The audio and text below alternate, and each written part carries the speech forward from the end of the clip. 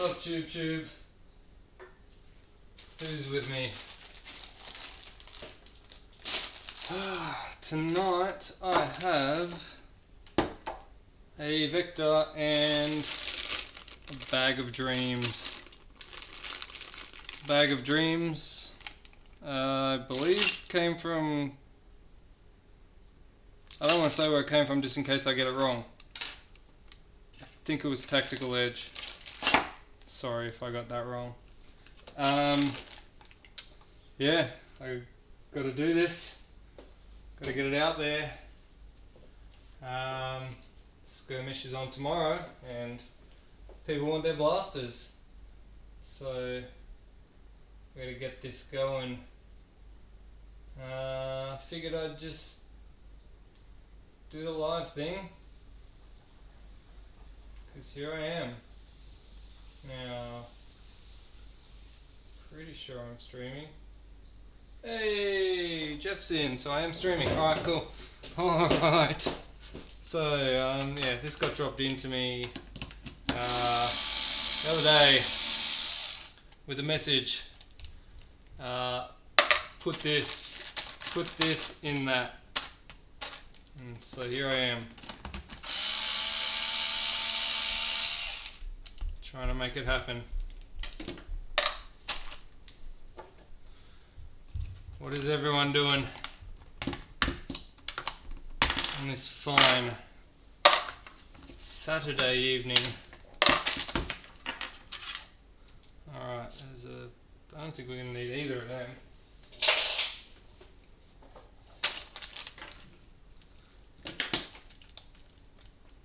How's the epic builds coming along? Better than expected. Better than expected.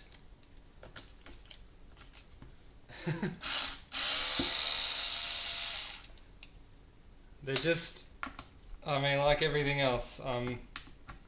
Right now, I'm always. Should I not use the power driver because it's loud, or just forget about it? Yeah. I'm busy, always. I mean, that's nothing new, but I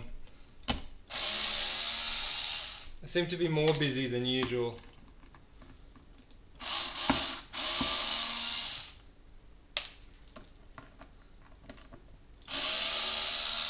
And I don't think this is going to be sneak peek. I don't really. It's just a box of dreams at the moment. There's nothing really to sneak peek, but I think I've got probably about 90% of it. So it should, yeah, shouldn't be. I don't know. Anyway, I'll set that aside for later. Should we do a video on M24? Yeah, I had a lot of people asking about doing a video on an M24. I don't have an M24 to do a video on, so, and I'm not going to buy one because, I'll be honest, they just don't do anything for me. Like I'm not a huge fan. I don't like bolt action. Unless it's a Shaytech, then I could probably make an exception. Alright, so Shaytac, whatever, however you pronounce it. Yeah, I don't doubt that it's a good blaster. It's just that, like, in a skirmish, it's useless.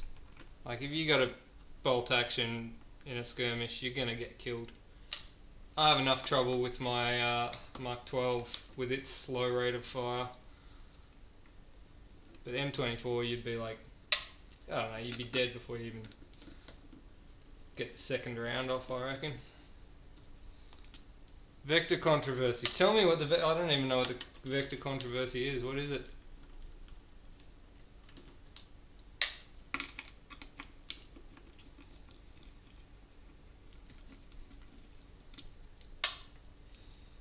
I mean, like,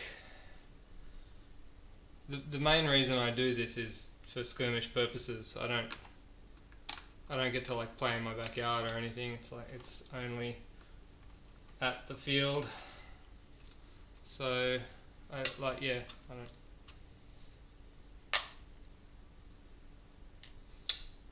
So someone fill me in. What's the vector controversy?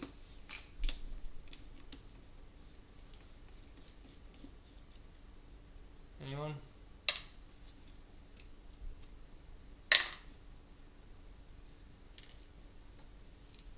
Anyone who knows where to get replacement detents, just holler at me, because asking for a friend, somebody lost their detents. Promise it wasn't me. Hey, what's up, Aaron?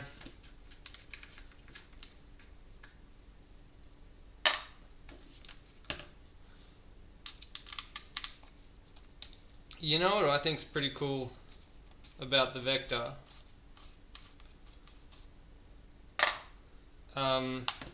This. The way this moves downwards like that. In a real vector, the action actually moves down like that.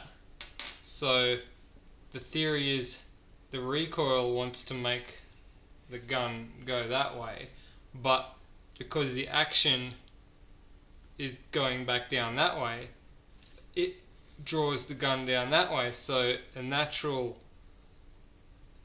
it's a natural cancellation of recoil because of the direction of the bolt. I thought that was pretty cool. Vectors aren't getting made.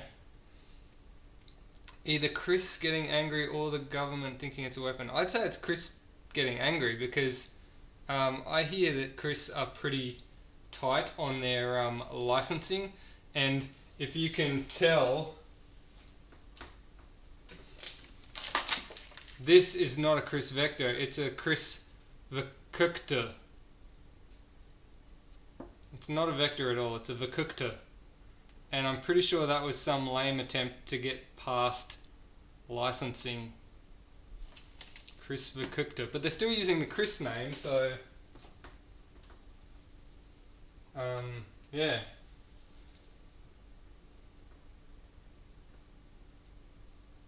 Did you guys see that close up then?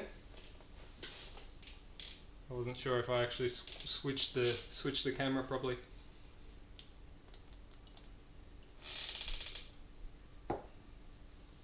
I don't think the Chinese government really care about toys. But I do know that airsoft is illegal in China. That's something we've got in common with China.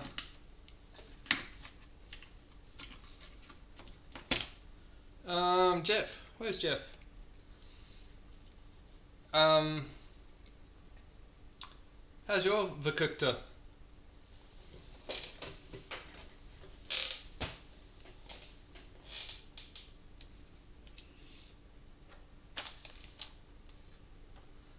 It's kind of ironic that airsoft is illegal in China, because I'm pretty sure that's where a lot of it is made.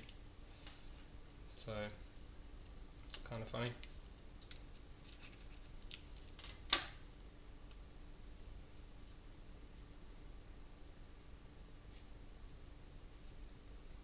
Look, I'm pretty sure Chinese manufacturers don't give a shit about any copyright rules anywhere worldwide. I'm pretty sure they just do their own thing, because China.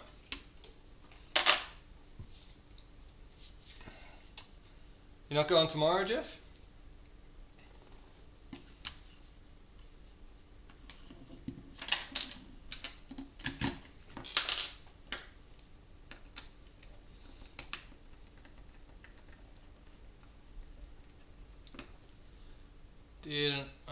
You made that disassembly look easy. I did an upgrade a few months back, disassembled and reassembled 10 times.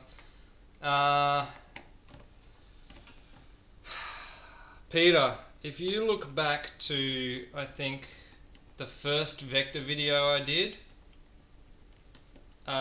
that was literally the first time I pulled apart a Vector, and I didn't know all the tricks and techniques, and yeah, I think I made it. I think I made a mess of it. Someone was complaining in the comments that I made a mess of the disassembly because I didn't really know what I was doing, because yeah, I'd never done it before. And yeah, now that I've done it a few times, I know the little tricks and I know the easy bits. What bits are the easy, you know, where to go and what to do, and it's always easy when you know how. Always easy when you know how.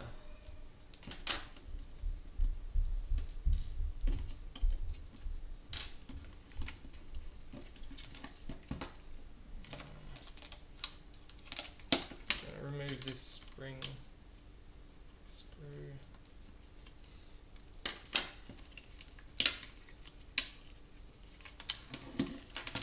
Like if you ask any car mechanic, if they're doing something for the first time on the right side, the left side is always twice as fast.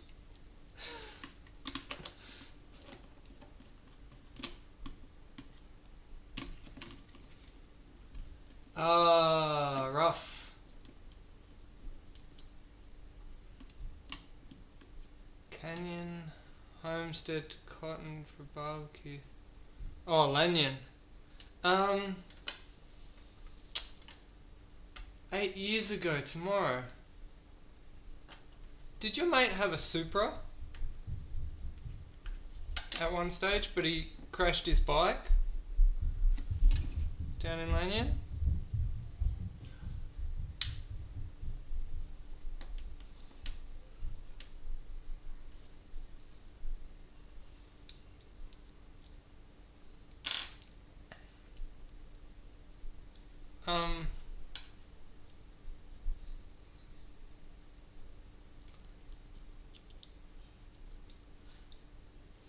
Mental alien. Did I not answer that question like, I don't know, a little while ago?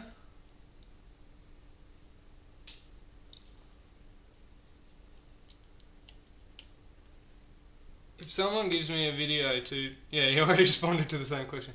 Yeah, Attila. Yeah, okay. I kind of knew Attila. I wasn't good mates with Attila, but he was a friend of friends.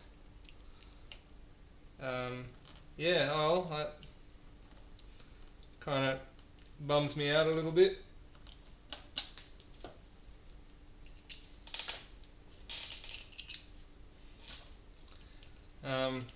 But I will continue on. I find if you're trying to do this thing, I find that a little Allen head works good to punch that pin out. A lot of people ask me how the hell do you get that pin out, and that's how I do it.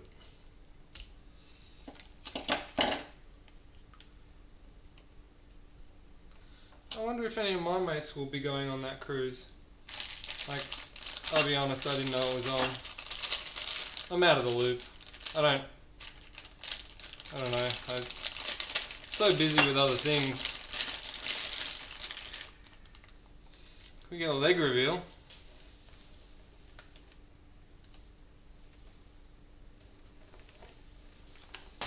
There you go.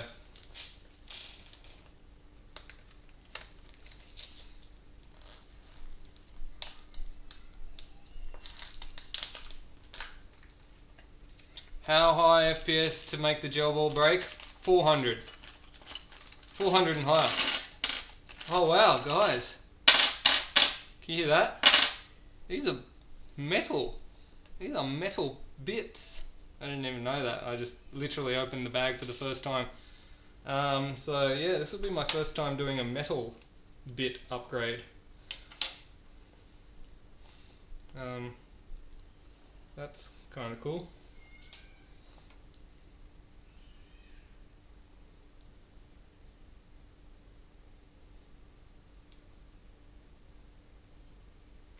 Metal bits.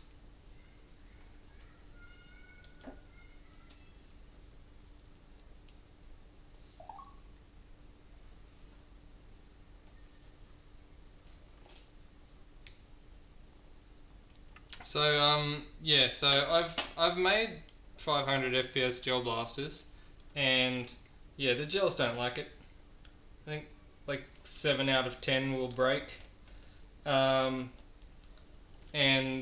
they become incredibly inaccurate and useless. I think like 450 is like borderline useless. And I don't know if you guys have heard me, I've said it before, I'll say it again. My most accurate and longest distance blaster is 280 FPS. Dwell on that for a little while.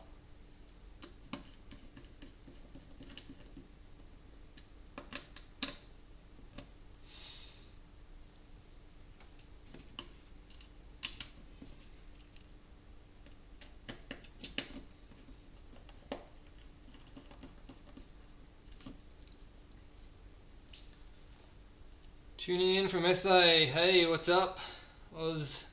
Beak.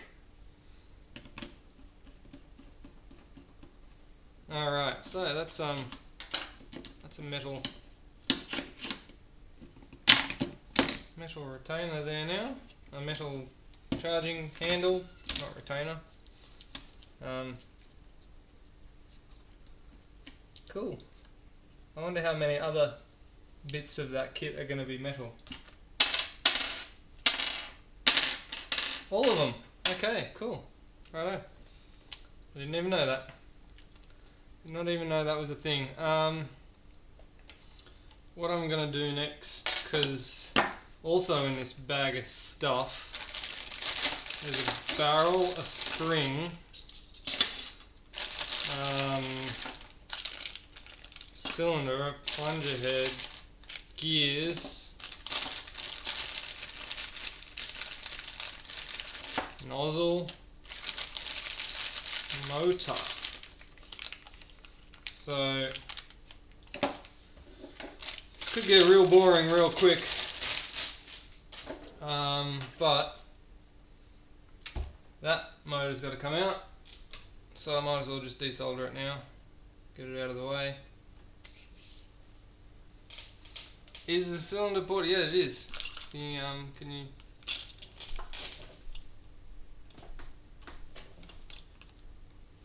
It's like a, I don't know, like that. I don't know what percentage that is. I'd hazard a guess at maybe 85%. It looks way less ported than the stock one, which is there.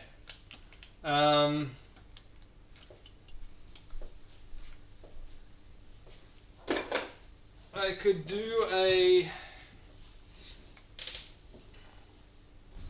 like, I don't know what the, it looks like the barrel and T-piece that I'm going to be replacing it with is of the same length as standard, and it's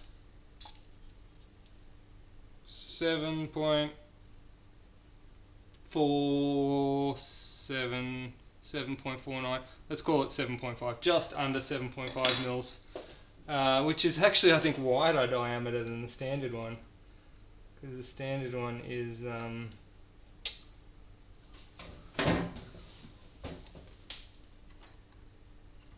this upside down. The standard one is 7.35. So this is actually a larger bore, so I think it might actually be a downgrade of a barrel, but that's what's been given to me. 7.5. Yeah.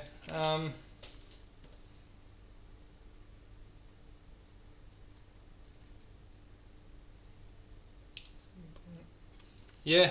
See, the standard barrels on these are actually quite tight, so don't do this.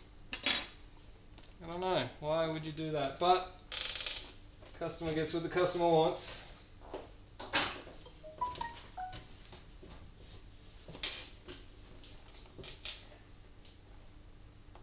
And I'm getting messages.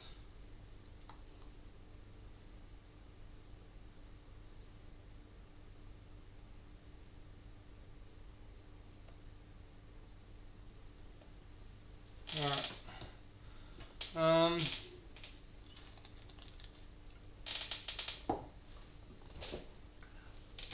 Desolder this.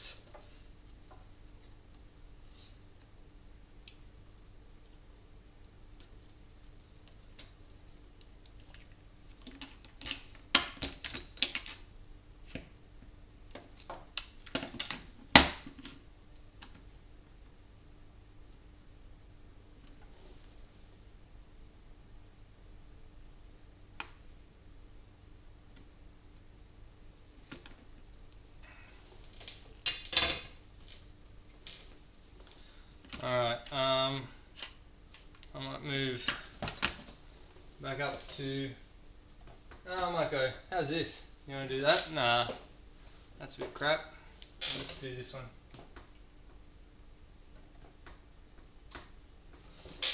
See what's going on at least. Double drum vector mags.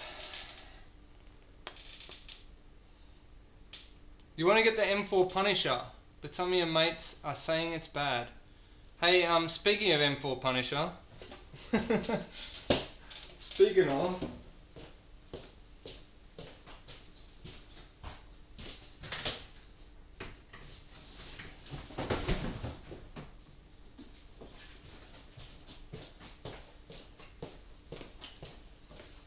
so I've got this M4 Punisher.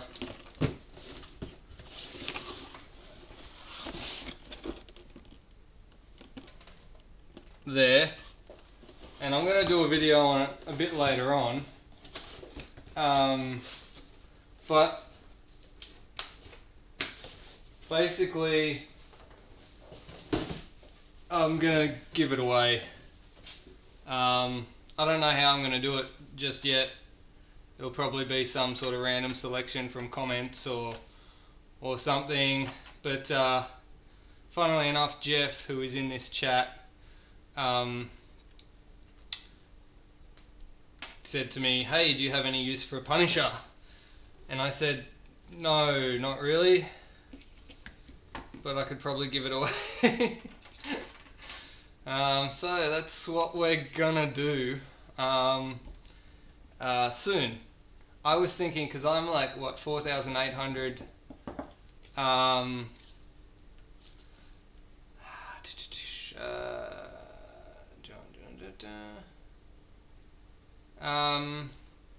yeah, I'm at 4,880 or something subs. So I was thinking when I hit 5,000 subs, I'll give it away.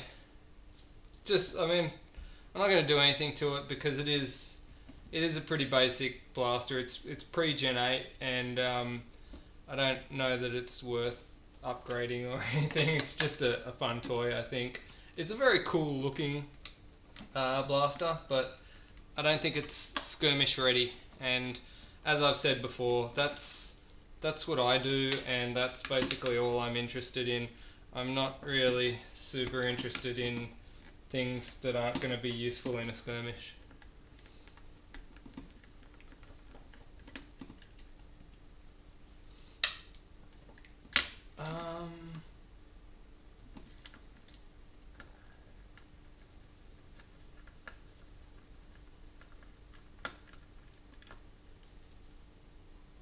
John Hattendorf, is this your blaster? Or have you got one from me? I'm confused.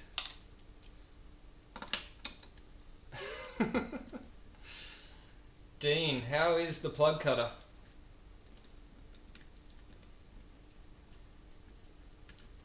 Yeah, Jeff, it's definitely a good starter. It's a nice blaster. I had a feel of it the other day. That sounds a bit weird, but it does feel really nice. Like, it's got a nice texture to it, and I mean, some of the bodies that ABS plastic, but it's But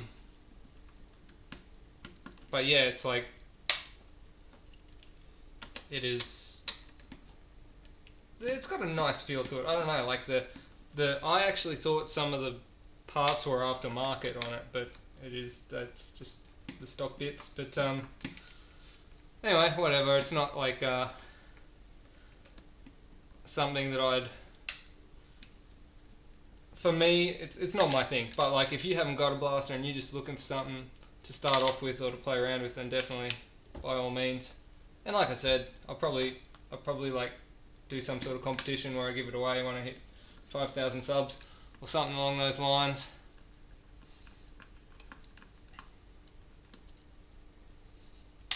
Alright.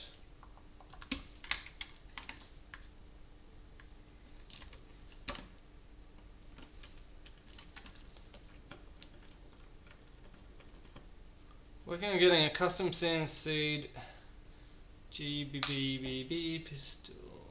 Shimming your custom CNC gel ball pistol. That does sound interesting. Hey, speaking of custom pistols, I bought 2 Glocks the other day and they came with clear mag release buttons. What's with that? I've never seen that before. Alright, so I better check what's in this bag. There is gears. There is shims with the gears, which is handy. Plunger. Now I'm hoping that... Oh yeah, there we go.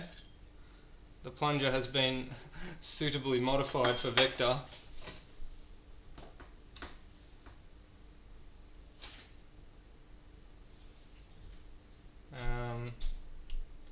Pretty much involves taking a Dremel to that piece there. Oh, it's a bit rough though, like, can you guys see in that shot how rough that is? Yeah, oh, whatever, if it does the job, it does the job.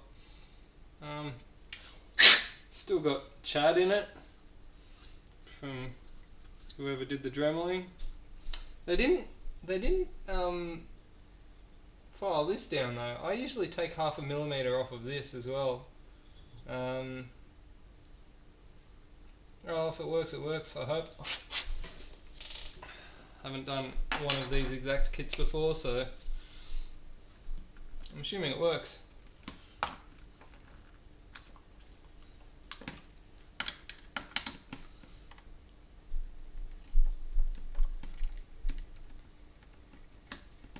What motor am I putting on it? This one.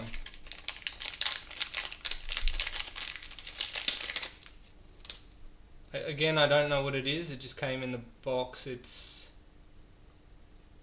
not got any markings on it, but it's...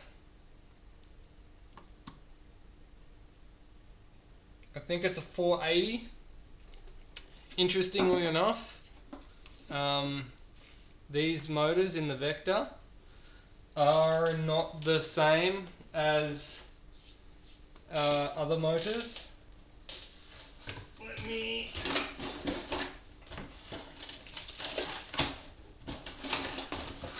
get a stock 460 out of a Gen 8.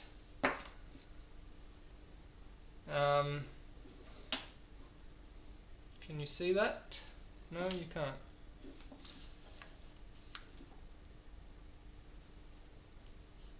They are, if I line the back of them up, bigger. Oh, my light just went out. They are bigger than a standard 460, which is why I think they're a 480, but they're not your average 480 because they have a short shaft, and your average 480 has a long shaft.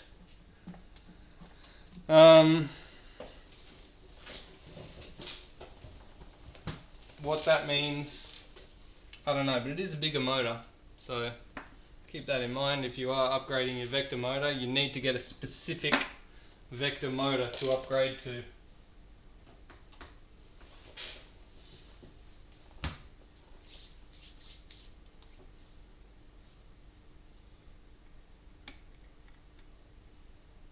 Yes, it needs a short shaft. In fact,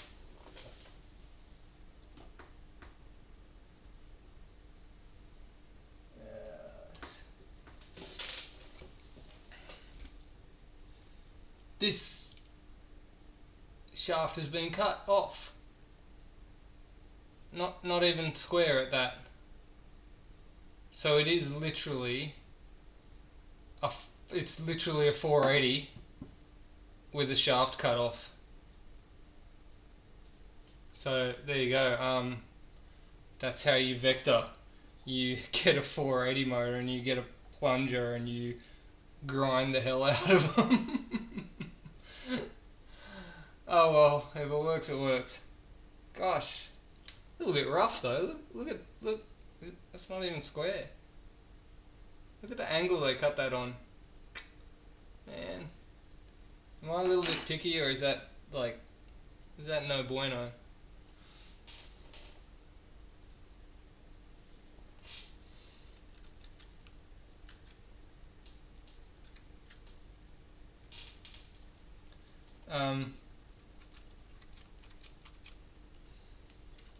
Yeah, interesting. Also, I don't know. Okay, so can you hear this?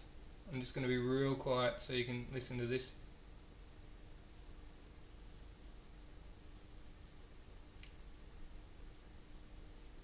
Can you hear that?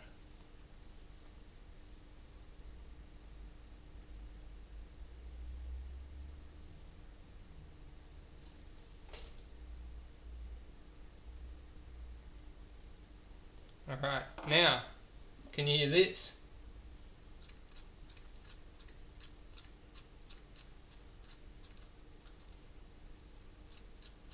I don't know about you. That is not a noise I want my motor to make. I'm just wondering which camera's got my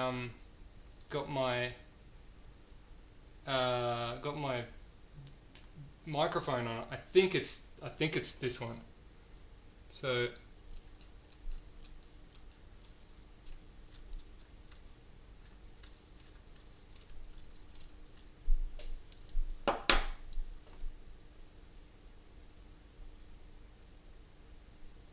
yeah, that new motor, I don't know, man. I got a feeling they cut the shaft off the end of that and didn't like cover these holes or anything, so it's probably filled with freaking metal filings, and they're all stuck to the sides of the magnets, and they're grinding on the stator. That's my prediction. Wow. Oh well. Mine is not to bitch and moan. Mine is to get this damn motor in this blaster. I sincerely hope that it works out well.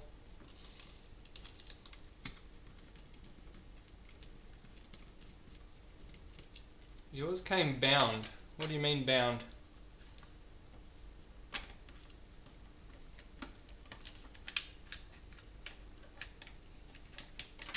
One of the things I usually ask people when they say I want to upgrade XYZ on my blaster, one of the things I usually ask people is why? Why do you want to do that? And if their answer is because upgrades,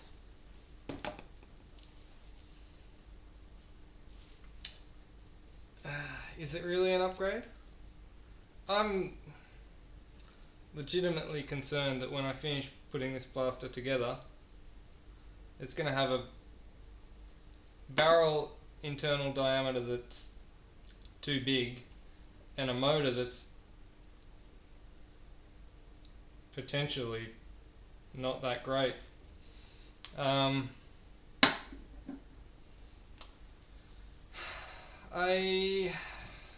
am, yeah, I hope I'm wrong, although I'm not often wrong.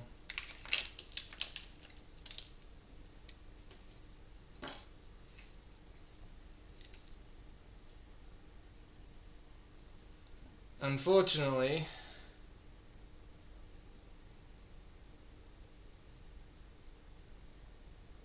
if I just don't do this and then tell the customer I didn't do it because your motor was garbage,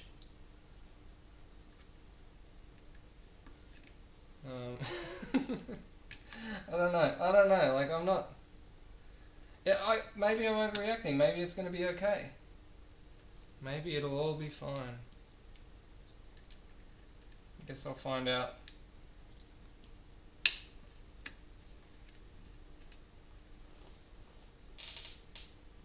Alright, cool, sounded clunky, right, and it runs fine. Alright, well, like I said, I'm going to keep proceeding and hope that it's good. What in the F?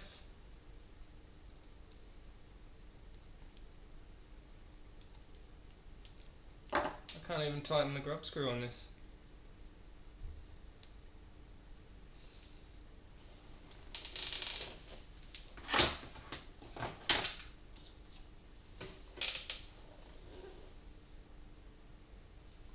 The motor pinion grub screw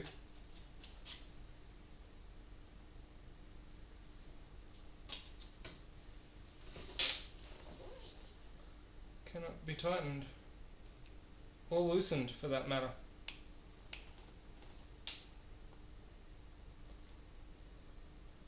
Straight out of the box, and I've got a potentially cross-threaded grub screw here. This is not going anywhere. I can't tighten it onto the shaft, and I can't. Oh, that's balls.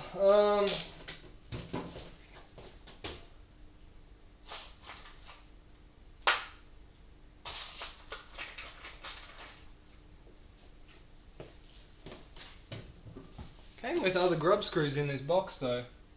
I'm hoping they're the same grub screws. I'll just put one in here and hope for the best. Oh, that's better. Oh well, that one's useless. Fortunately, I have another one.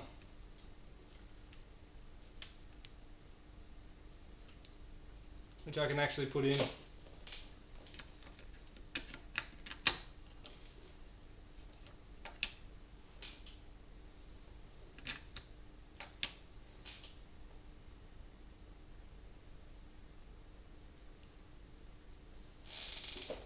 I've done a dual sector gear before. I often get asked this, and the answer is no. And the reason is exactly what I said about 5 minutes ago. Why? Why? I mean, the easy answer for that is because I want rate of fire. I want hectic rate of fire. And the answer I have is there's plenty of ways to get hectic rate of fire that don't involve dual sector gears. So I don't know why. I think airsoft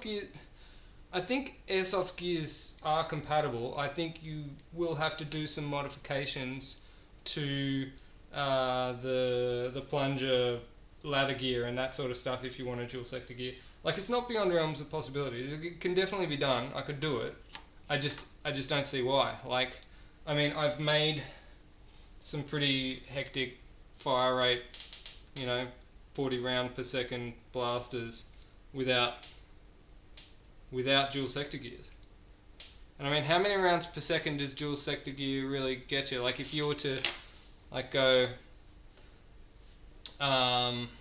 I don't know, like 12:1 ratio gearing in a dual sector gear or whatever, like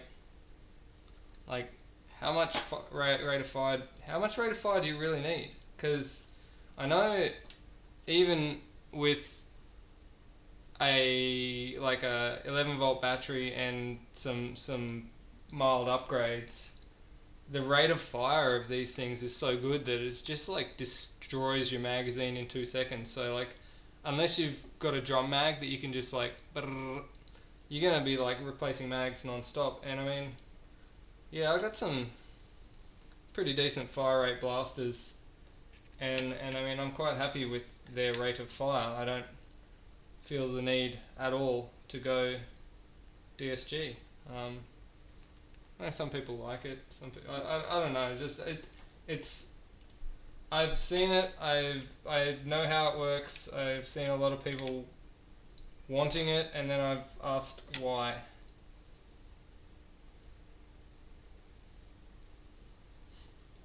Yeah, only above 40 rounds per minute. Above 40 rounds per minute. I guess we use the standard anti-reverse mechanism because I can't see one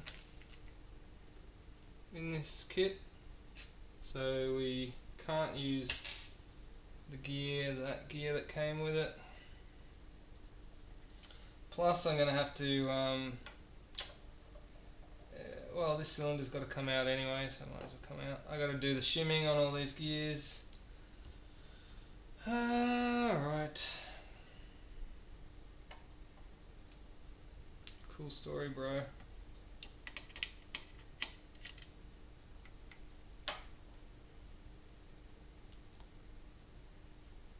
Doesn't come with one, yeah. I'll just have to use the plastic one. I mean, there's nothing wrong with the plastic one. It's only all it's got to do is stop the gear from moving backwards. It doesn't need to be like super strong or anything.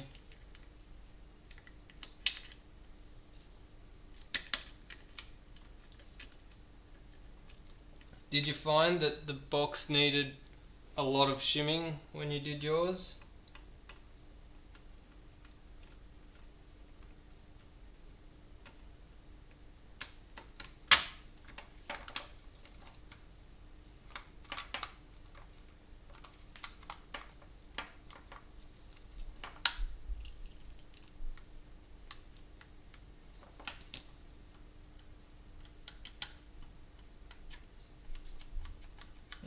Yep, so already I'm gonna need shims. Shims. Comes with shims at least. That's one good thing about this kit. A lot of other kits that I've gotten in the past didn't have shims in them. It was just you're on your own. You're on your own with those shims.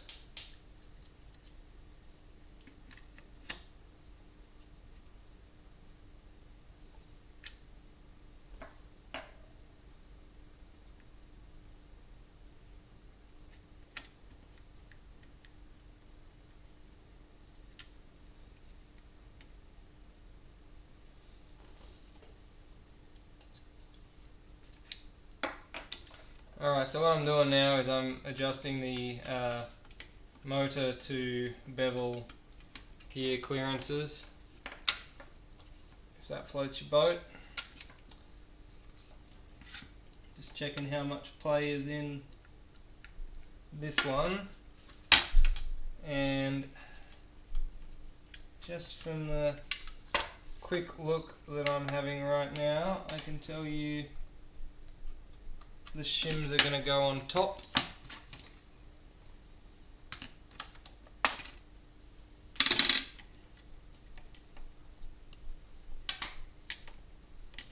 So whatever shims I need are going to go on the top here.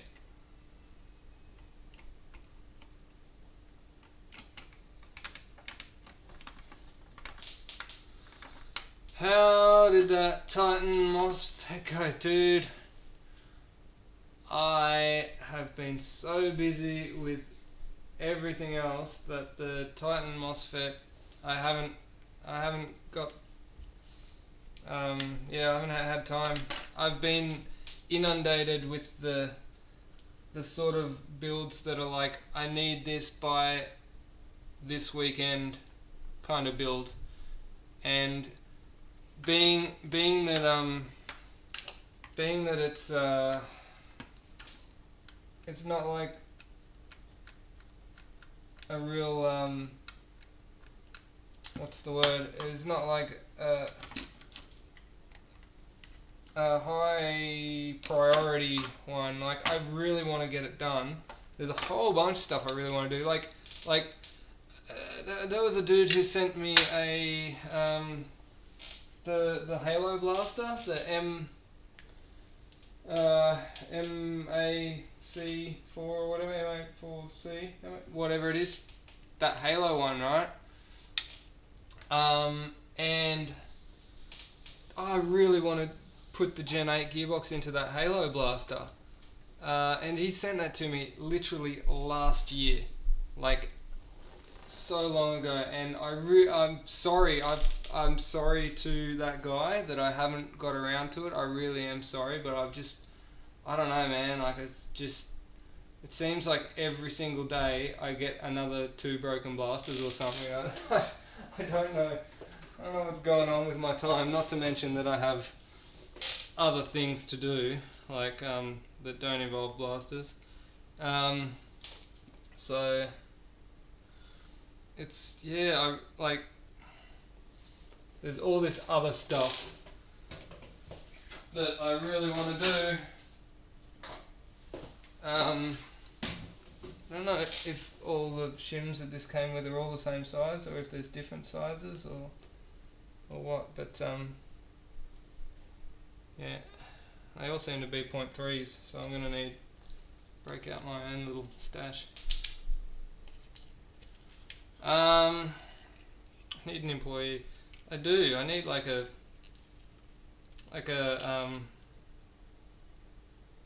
apprentice or something. You know what the problem is though?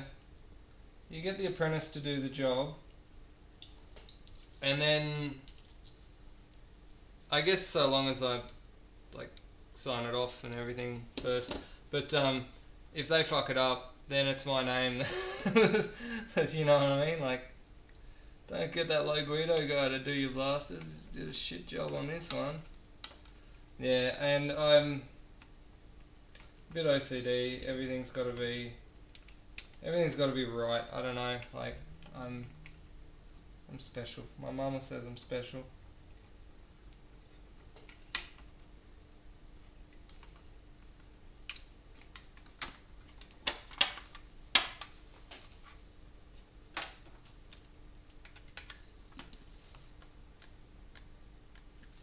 Alright, that's it for the bevel, fortunately.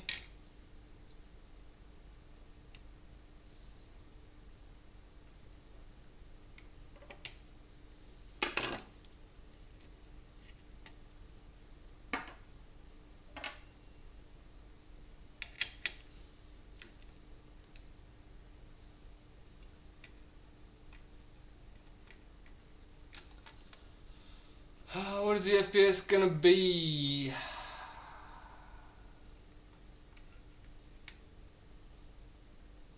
I have no idea. No idea what the FPS is gonna be. Because it's gonna be using this spring that came in the kit. It's my thumb dyno tells me that it's stiffer than the spring that comes with it. I'd hazard to guess that that's like a 10 to 11 centimeter on the low Guido scale.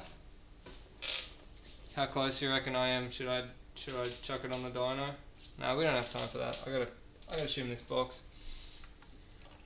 Maybe I'll do it later.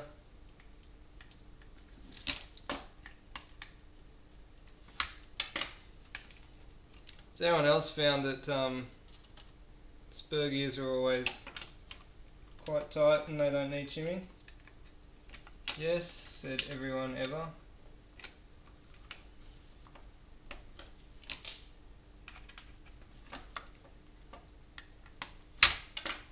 Alright, cool. Saves me a bit of time.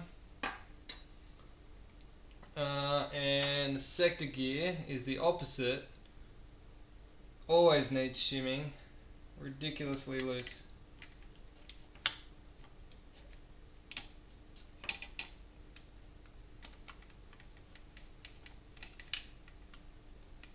I put 12 to 1, 12 to 1 or 13 to 1 gears in a vector for somebody, and it didn't like it. The vector didn't like it. One thing about the vector is that the standard MOSFET, I think it's got like an overheating safety cutout feature. So if it gets too hot, it just shuts down, and you turn the blaster off and on again, and then it's good to go again. Yeah, it's interesting. I've been actually thinking about just developing a dual FET system. So you can run this standard FET board, then run these wires, rather than running them to the motor, run them to a simple FET that's just an on-off switch, no fancy fucking bullshit on it. Because if there's one thing that MOSFETs suffer from, it's feature creep. Feature creep. Fuck MOSFETs, feature creep, something savage. Your MOSFET, basically you need it to turn the thing on and off. It's basically a switch. So I don't want to. Maybe I can like adjust the fire rate with it, like if it's. But basically, I just want it to turn the thing on and off. So what I'm thinking, if I get a real basic MOSFET that's just like an on-off MOSFET, and mental alien, Jesus Christ. Yeah, so you get like just a basic on-off MOSFET, have it triggered by this, so you've still got your select fire, your single fire, your 3-shot burst, and your full auto, but when this turns on, it just triggers this, which then runs a MOSFET, which is able to handle more current than this one. So think of it exactly like a relay. If you're a car guy, it's just a relay. So you got lower current coming in here, although this is technically high current, but it's too high. Sometimes when you upgrade your vector, it's too high for the standard MOSFETs. They get hot and shut down. So yeah, so this MOSFET board triggers the more high-powered MOSFET board, which then just basically connects battery to motor. So your battery connected directly to the motor via the MOSFET board, and then you have the other MOSFET board switched by this MOSFET board. Does that make sense? Now that I've said it out loud, someone's going to do it. I mean, yeah, it's not fucking rocket surgery. Anyone could do that. I'm not a genius thinking that up. Like someone figure that out, you know? Like, I'm sure if I had the time to sit down and do it, which one day I will, but not now, I will do it. But yeah, basically that way you get all the benefits of the MOSFET and all the benefits of your stock select fire, so you don't have to like jing-ming it into like fucking one button full auto only. Everybody wins. Anyway, moving on. Let me get these shims sorted out.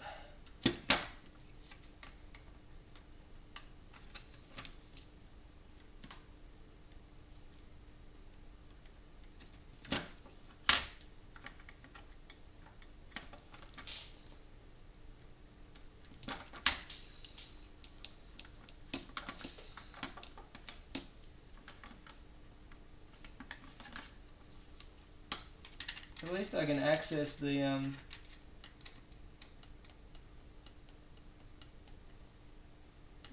sector gear, which is more than I could say for the other gears.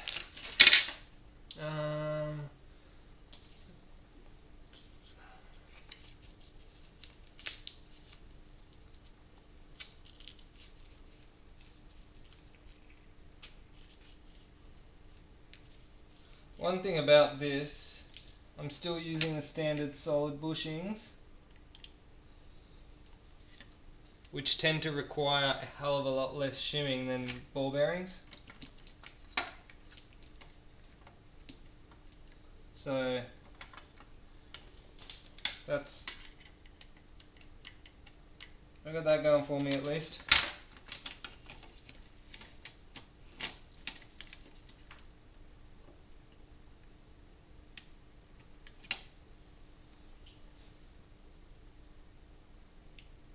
Magnet to remove shims that are stuck on with grease.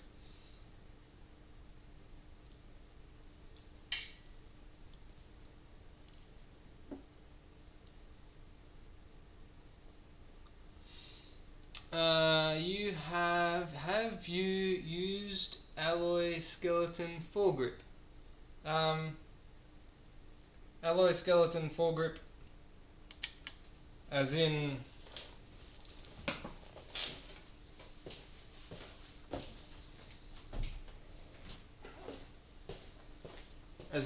this alloy skeleton foregrip.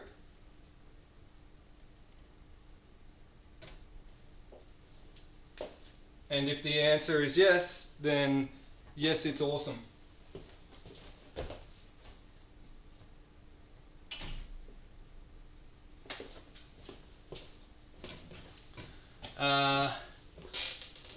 With what you are saying, would a simple easy FET? Yes. Yes, but no. Yes, but no. The more rounded and smooth one. Oh, jeez, you're getting picky now. The more rounded and smooth one.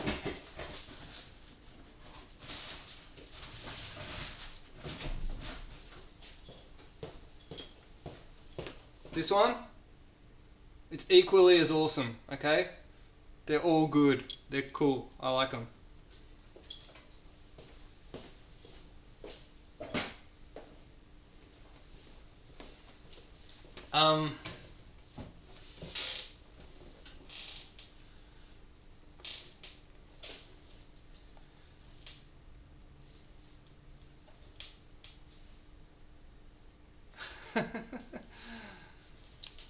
Speaking of pulling a car down, I gotta give shout outs to DIY gang over in the States. Have you seen those videos? He started off with like a completely burnt to a crisp Hellcat, and now he's rebuilding a McLaren. Yeah, anyway. It's pretty good. I like his style, but I mean, he calls himself DIY gang, which is great, but like, he's got 2 car aligners in his garage. Like, I mean, I'm DIY. He's semi-professional, man. Boy's got skills. Alright. Let's see what we got here.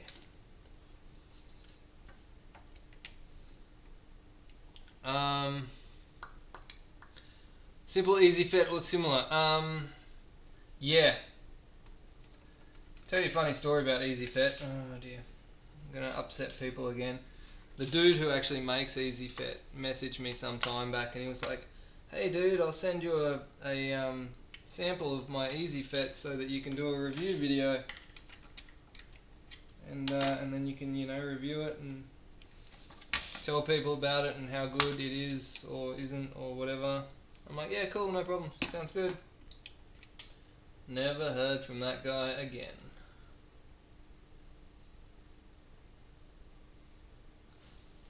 Your mate painted is G36 with iron lac.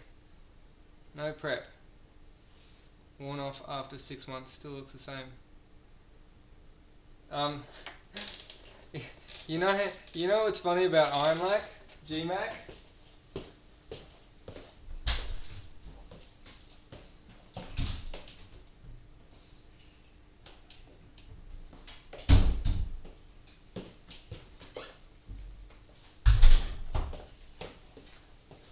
Have you seen this?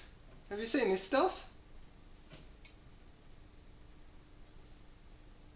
GMAC? Have you seen it? Like, do you know what that is? That is beer, my friend. How cool is that?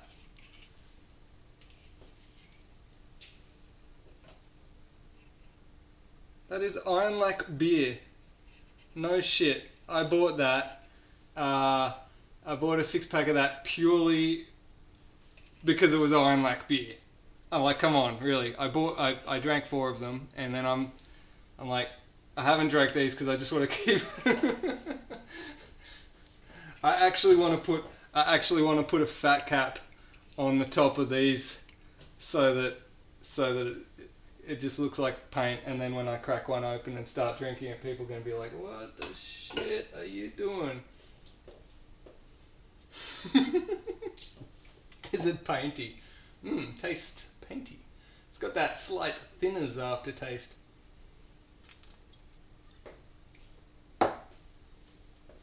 Hey, no, it wasn't a bad beer. It was actually pretty good. It was pretty tasty. I digress.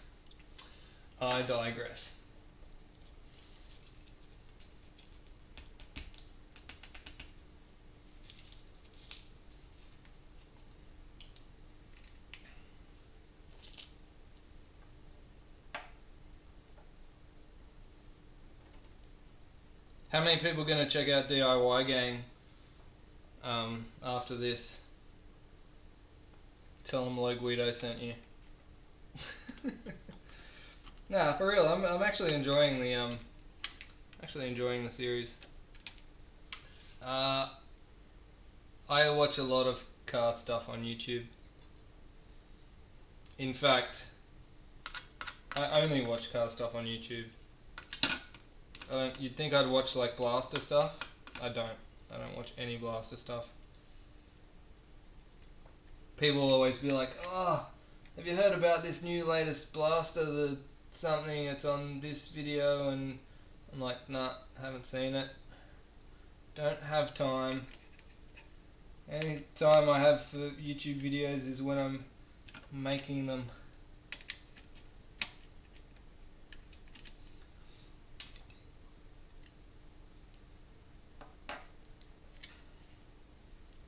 Skid Factory is the best. Yeah, I watch Skid Factory like nobody's business.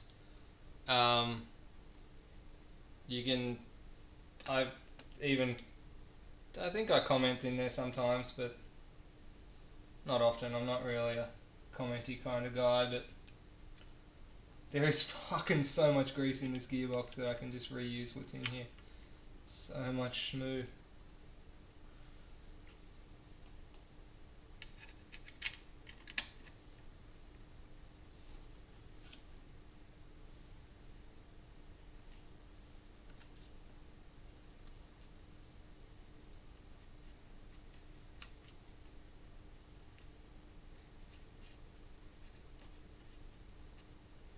Unrelated question. Any way of doing a Gen 8 alloy handguard swap without extensive cutting? I'm actually in the middle of doing that. If you give me a few moments to digress, right? So you have your Gen 8, which looks something like this, right? And all you do is you go chop and chop that bit off like that. It's like a real simple straight cut. You get a Dremel with a cutting bit, and you just like seriously just zing, straight cut the thing off like that.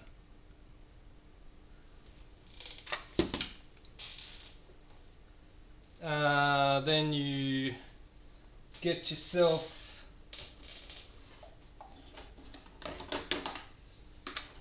one of these, and if you want I can give you the link to them where you get them, because it's kind of a little bit difficult to find. Once you have that cut off, you put this in here, you put the two halves back together like that, And you have that. You can then screw any handguard onto the Gen 8 body. Simple, simple, simple. Not a lot of cutting, not difficult, takes hardly any time.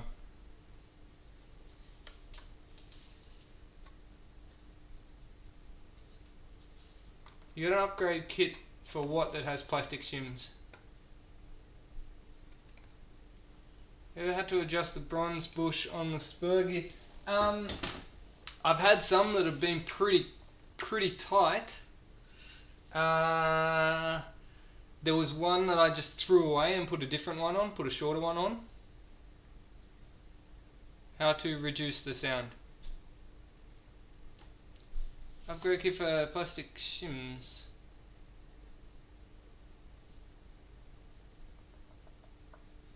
I don't know what the shims are for.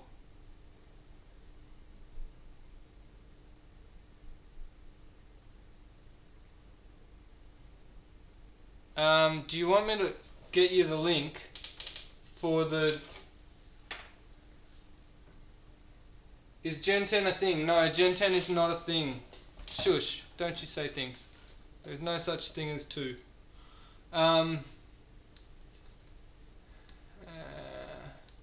Bear with me 2 seconds. I'll get you the link.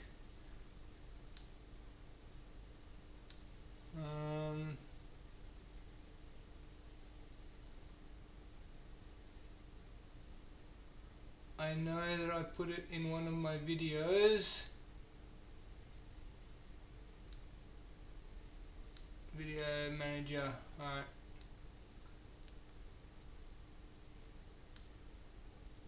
Hold on there. My internet is incredibly slow because I'm live streaming. I'm using up all of my bandwidths.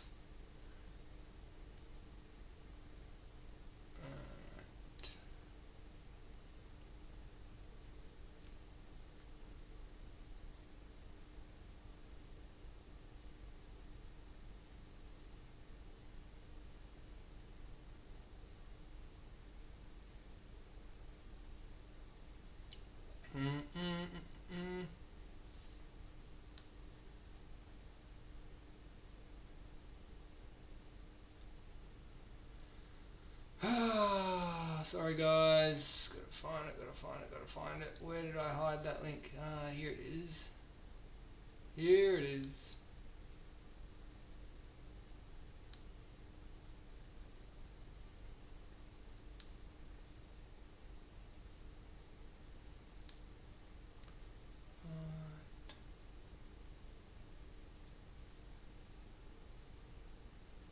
I don't even know what it's called. I call it a barrel nut interface thingamajiggy.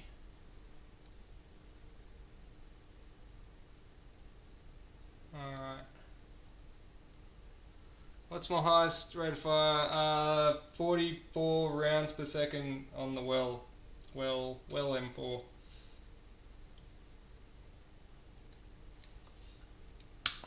Alright, there you go. That is the... What? Error. Try again.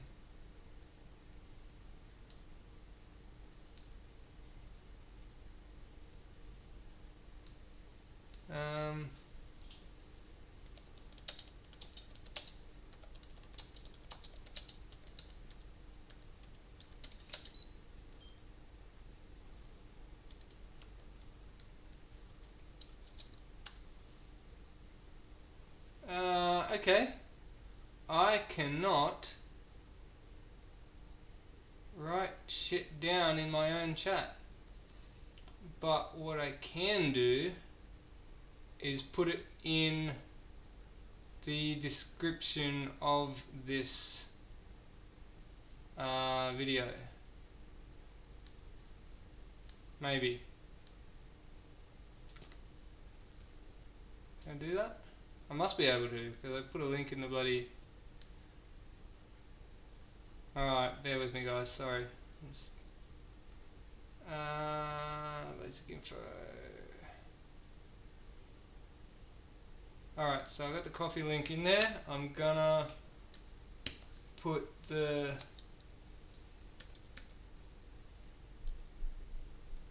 I'm just going to call it adapter.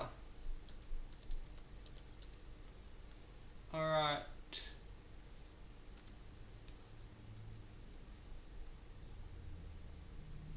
Now, what do I do to press up to save that?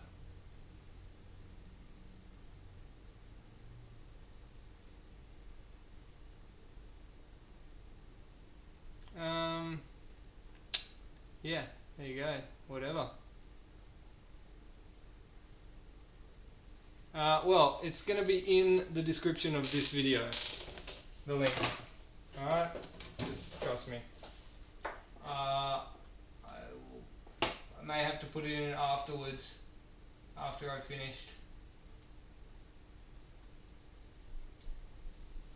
Put the link in Discord.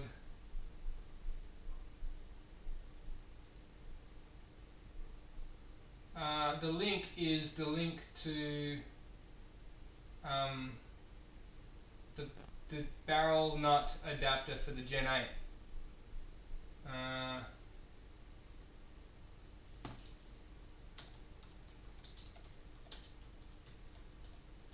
Alright, I'm putting it in Discord now.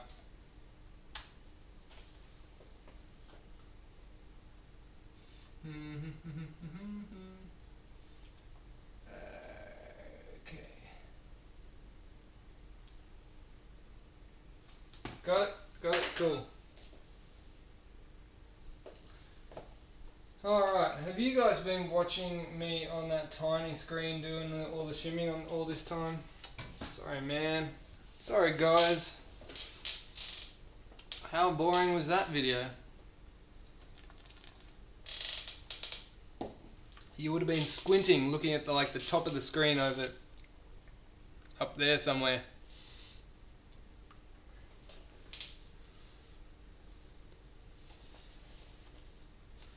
Okay, where were we? Motor, gears. Gonna have to solder the wires onto this motor, which means I'm gonna have to tin the terminals. I am actually gonna go back to that close-up shot again. Sorry guys. But do you guys know how to solder? I hope so. It's a pretty good skill to learn if you don't. For what it's worth, the tip that I have on this iron is obscenely large for this job. So don't hate me. So I'm just gonna tin the tip, touch the iron down onto there, and then feed in the solder. There you go, just like that. Beautiful. And I'm going to do the same on this side. Just touch the iron to the job and then feed in the solder. Don't try to transfer the solder onto the job with the iron. That's a sucker's game. There you go. See?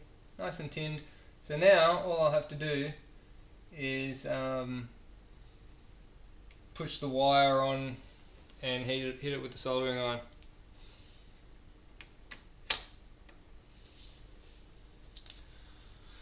Reduced shooting sound.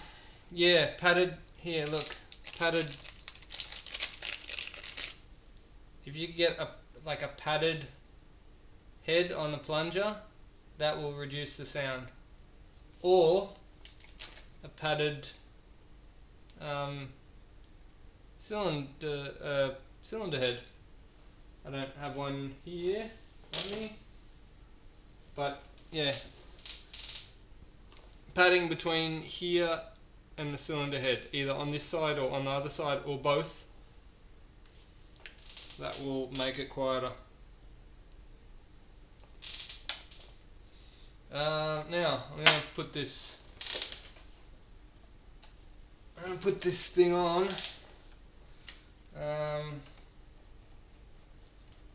I'm also going to Loctite the shit out of this screw because I've seen these screws end up in gearboxes before. That's never pretty.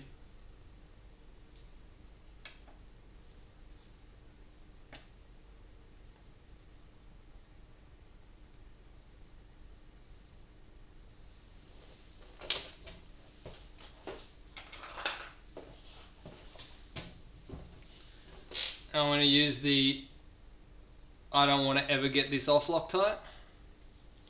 262. You can pad it. You can pad it yourself. Just be aware that if you pad it too much, you can potentially change your angle of engagement, which could mess things up. It could also fix them, depending on how bad your angle of engagement is.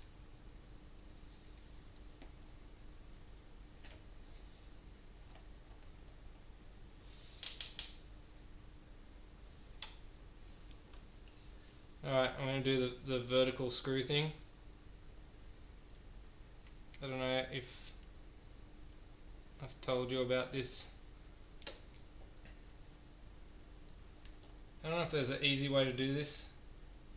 If there is, I don't know how to do it. I just hold the screw vertical like this,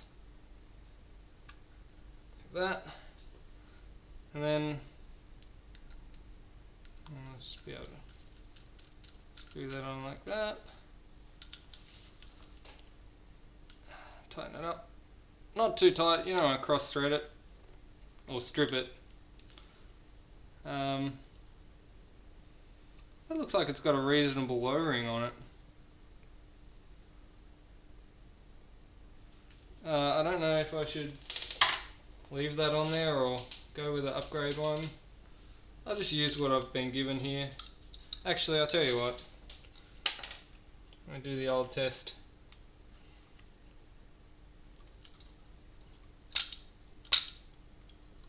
Wow, this... One thing about the Vector, there's never any shortage of grease anywhere. It's like so much grease. See, if you're interested in the pad, see how it's got like a rubber pad on that there? So that helps. That helps to dampen some of the noise. If you have a pad also on the cylinder head, that also does help.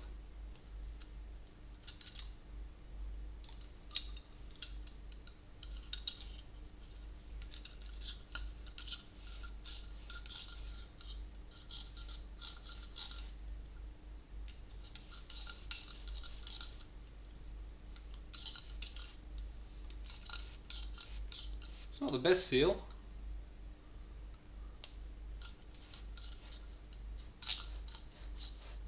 Where's it coming out from?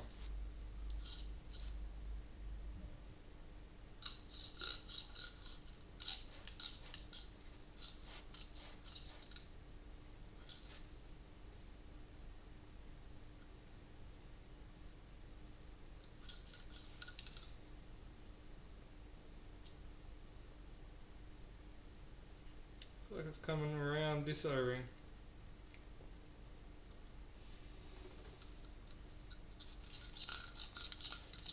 I can feel it blowing on my face. Alright, interesting. So the seal on this cylinder head is garbage around the back here. So I'm just going to wax some sealant on it.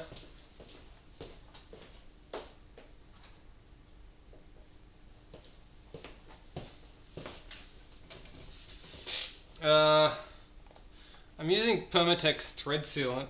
I'm sure this is not its intended purpose, because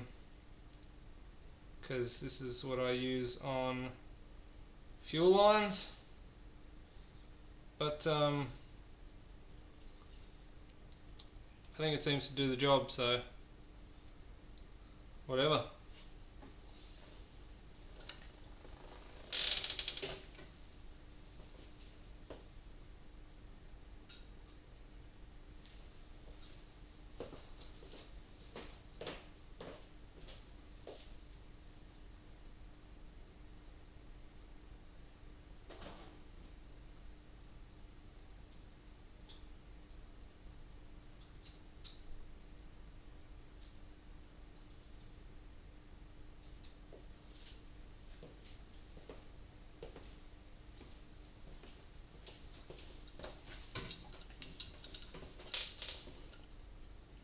Alright, that's a much better seal.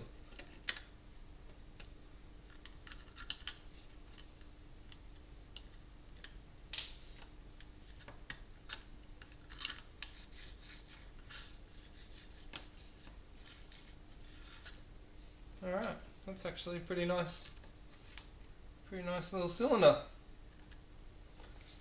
Alright, looks like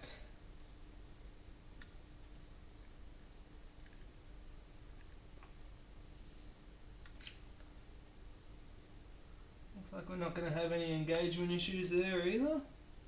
It's also a good thing. I'm going to put this alloy tube in because, well, it's there. Alright. Should put the motor in. Turn my soldering iron back on.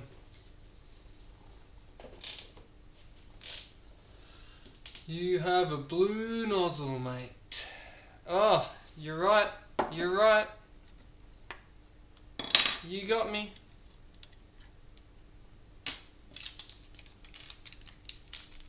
You got me.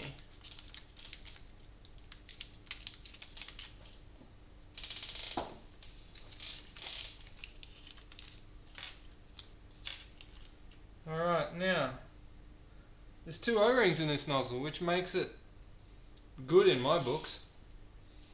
Anything that's got 2 O-rings. So I like 2 O-rings. Because if one O-ring doesn't seal good enough, the second one probably will.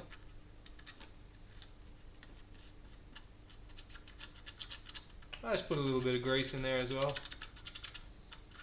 just to keep it good. Alright.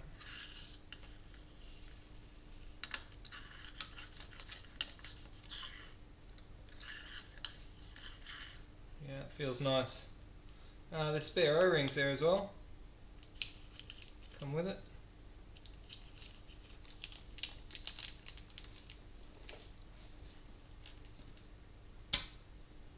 Alright, we still need this bit though, because that's important. T-piece. Barrel. Alright. Solder the motor on. No, it's good. I can handle criticism or things. Sometimes you guys can see things on the camera that I don't necessarily see.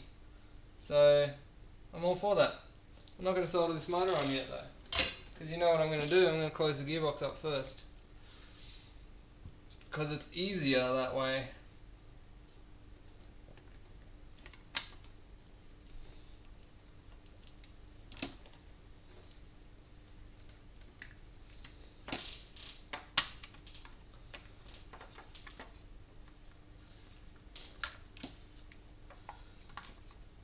Alright.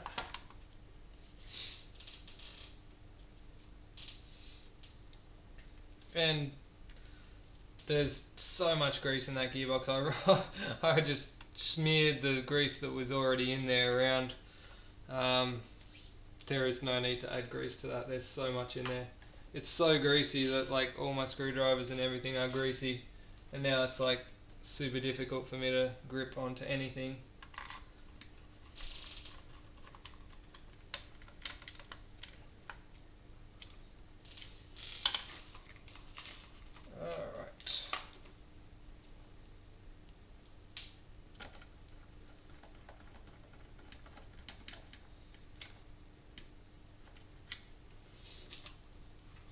Okay. So this is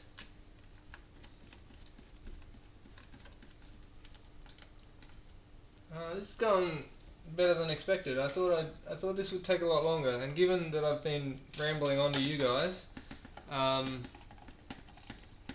this probably could have taken a lot longer, but we're getting through it. Alright.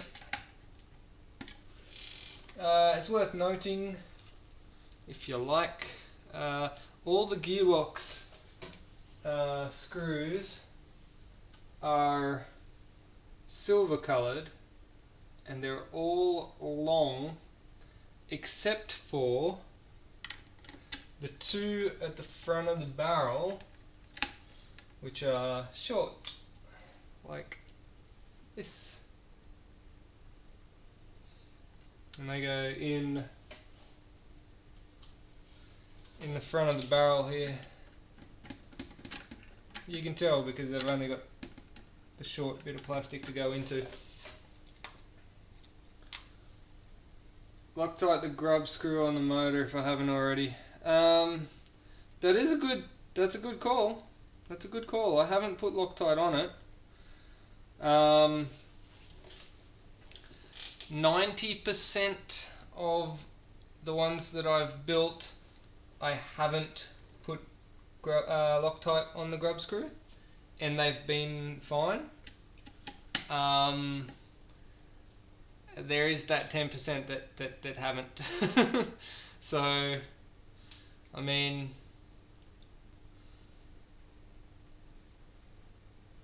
yeah. You know what? I think I will. Fuck, no, I'm not going to, because I have a feeling that if I do, I will strip the head out of that Allen screw, because I tightened the bejesus out of it. I set it to FT and talked away, so I reckon I'll be good. But thank you for the advice, because it is good advice. Just not doing it because I did tighten the hell out of that grub screw, and those grub screws generally have like one use, because once you've tightened them up, talked them to FT, you basically can't get them out without stripping the head out of them. Like, you know, talk to this guy, the one that came in the kit, pre-stripped. Came pre-stripped.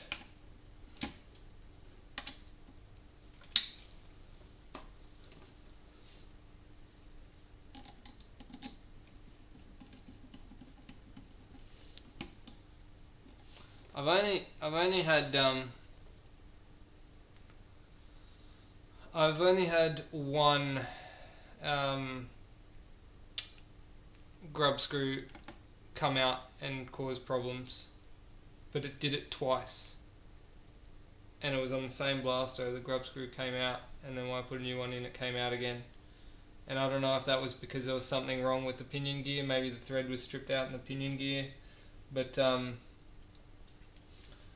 yeah, that was a pain in the ass, and I did Loctite that one in. But generally I only Loctite it in if I really need to, because I do like the idea of someday being able to undo it. I could always use the blue Loctite, and just either way. Alright, time to solder. Now, the beauty of having it pre-tinned is that I shouldn't really have to do too much. Just have to get the angle.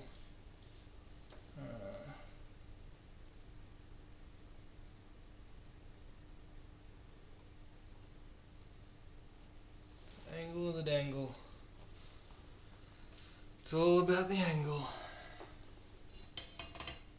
So you notice I didn't have to add any solder to that join, because the wire's already tinned, the terminal's already tinned. Got solder for days. All we got to do is touch it to the terminal, perhaps with a pair of pliers of the needle nose variety.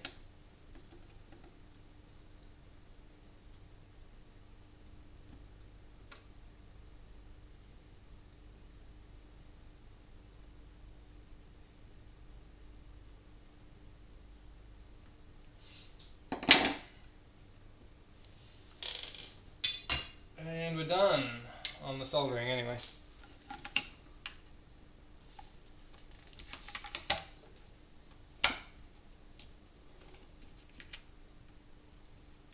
When you're working with a vector, it pays to keep an eye on this little switch here as well. Like,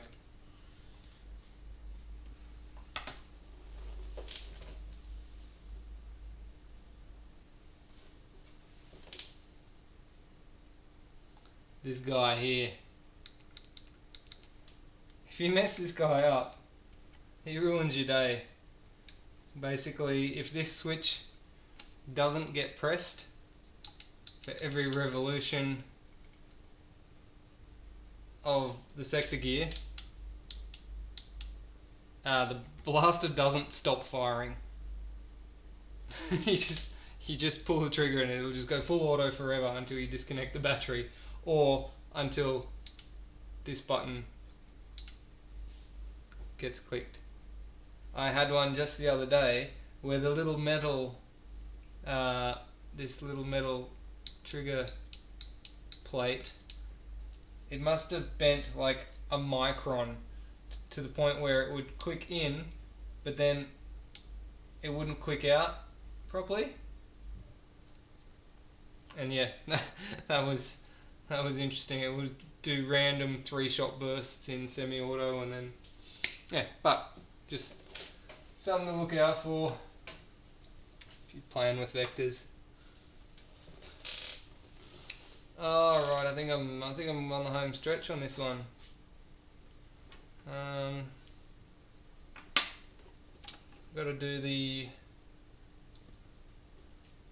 Gotta hook the spring up. Probably do that once I'm seated home a little bit better in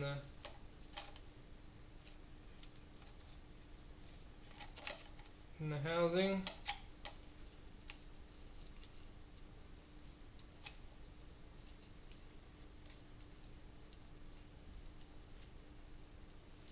Okay, so I'm going to put these pins in to try and house the gearbox somewhat for me. That will just drop out, but I can get this spring, get in there with the needle nose pliers, get it over that.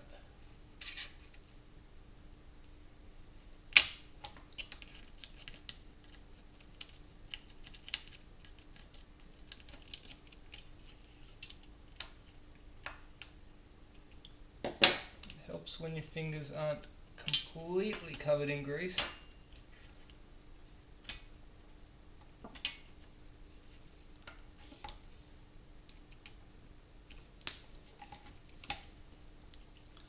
And then whack the little retainer screw in there.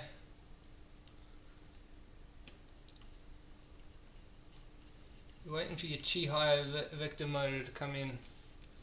I was going to say, did Chi-Hi make a vector motor, but I think I answered my own question with that one earlier on. It is literally just a 480 motor with the shaft cut short. So there you go, any 480 motor can go in there, which I think is what I'm probably going to do in that other vector now that I know the secret. Tell me the order of the plugs on the board. Yours has yeah, alright, I can do that.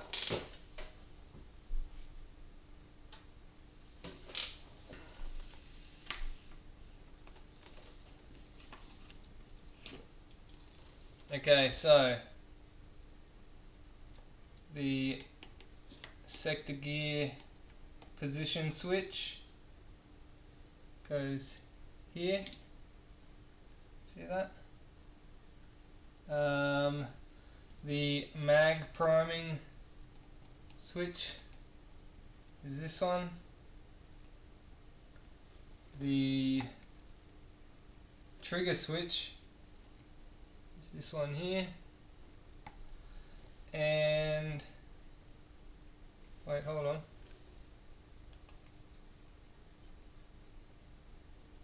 What's this one? Sorry, this one is what? Hang on. No, sorry, my bad. That's not the mag priming switch there. Sorry, that one is actually the select fire switch. It just conveniently uses the same coloured wires as the mag priming. That's the mag priming switch on top there with the 4 pins. It's got red, black, white and blue, and that's the mag priming switch and the terminals for the mag as well. The mag terminals, they all go up the front and then down through there, and then the same colour coding, red, black, white, blue, same even 4-pin connector even, that goes to the select fire switch there. So from the bottom to the top here we're going select fire, trigger, sector gear, mag terminal and primer. Got it? Good.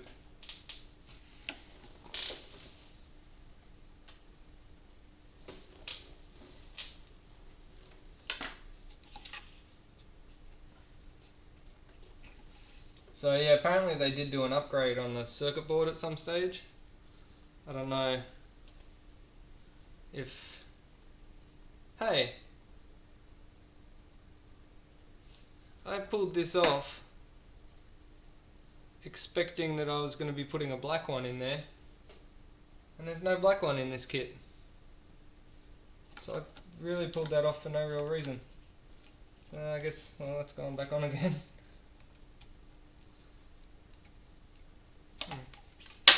I was all primed to put the black one in there.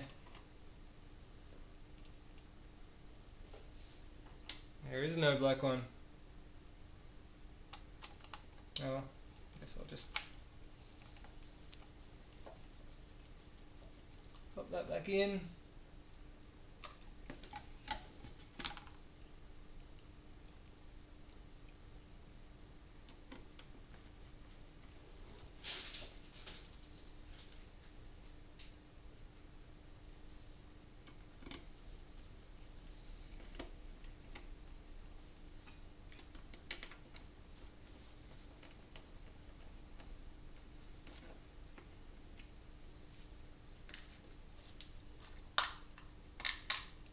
Magnetic screwdrivers are great until you don't want them to be magnetic. Then they're a pain in the ass. Alright.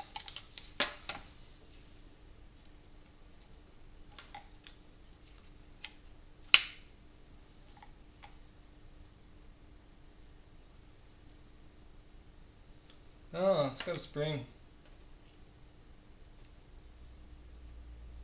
Yeah, I'm not putting it in. I'll put it in if it's determined that the stock spring isn't good enough. But I very rarely ever had to upgrade these springs anyway. I found that more often than not the stock springs are just as good. So I only got to pull the tablet plate back up home anyway. I don't think there's a big deal over it. Alright. Trigger. Metal trigger. It's pretty fun. Oh, it looks nice. Feels nice. And these are all the little bits. And then there's... Oh, hold the phone! It comes with detents and springs. Wowee!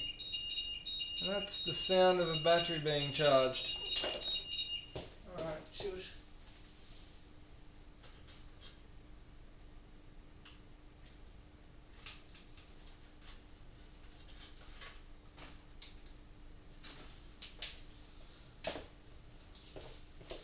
Alright,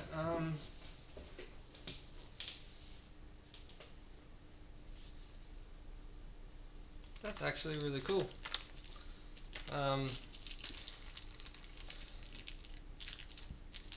Someone was asking me, I think just today or yesterday or today, if I knew where to get the detents from, and I'm like, I have no idea. So I guess now I do know. Set of all four. That's kind of cool. You guys are interested in seeing them?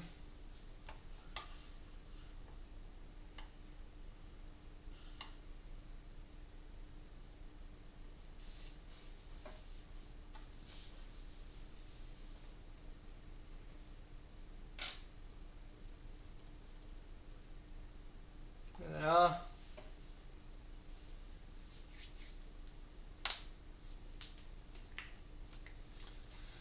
You can't wait to see my work on cars.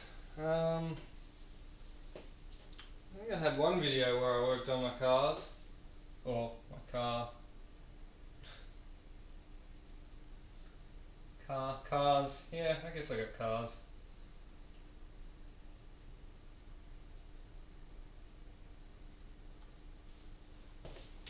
I don't get much time to work on them, given that I'm usually doing this. So yeah. Alright, let's get the top half of this on, and then I can put the black pieces on.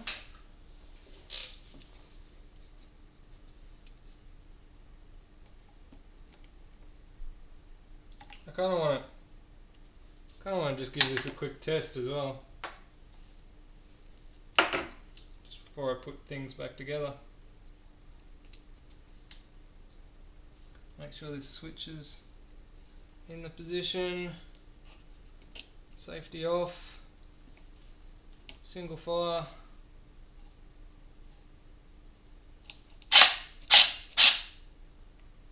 Oh, it doesn't have a spring in it. Ha ha ha.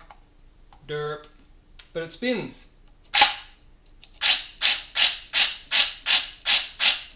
And that's good. And triple shot.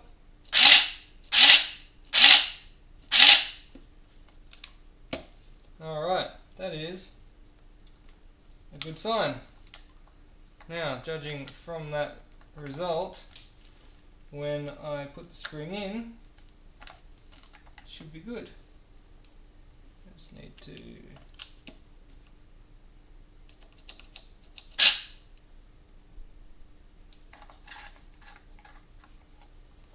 put that there. Alright, I'm convinced enough that when I put this back together it's going to be fine.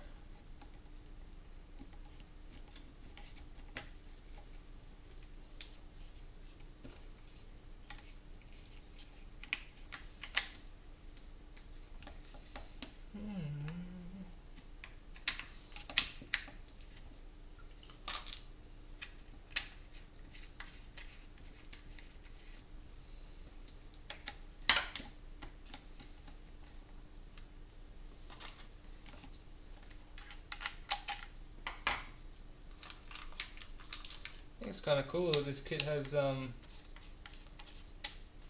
comes with detents. They look like metal detents too. That's cool. And the springs, they even look like they're heavier duty springs with the detents. I don't know why you require heavier duty detent springs, but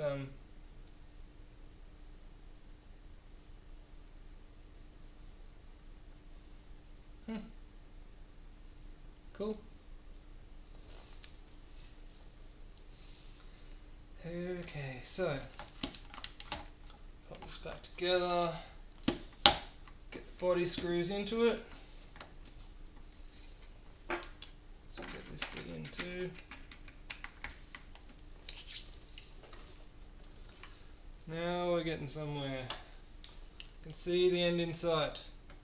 I wasn't sure that I'd be able to get this done before 10 o'clock, but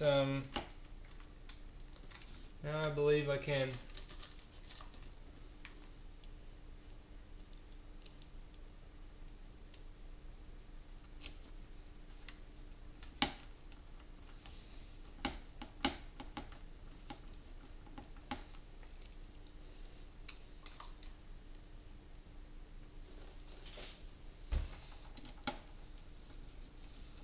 Alright, what I'm going to do now, just briefly, is wash my hands in my screwdriver.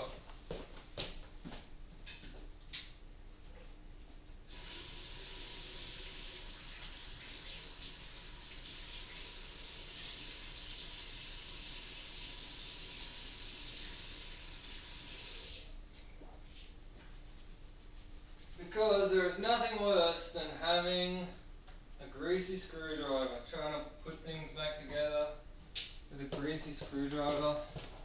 Hate it. Can't get a good grip on it. Alright, that's so much nicer. What is the RPM of the motor? I have no idea. I have no idea the specs of this thing, because it was literally given to me in a bag with instructions. Here, go fix.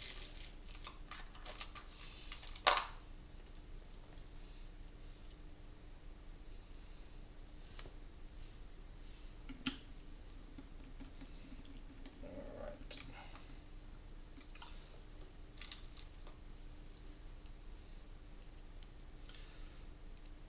Now I wonder if they've given me aftermarket detents, because the stock detents don't work with these metal things.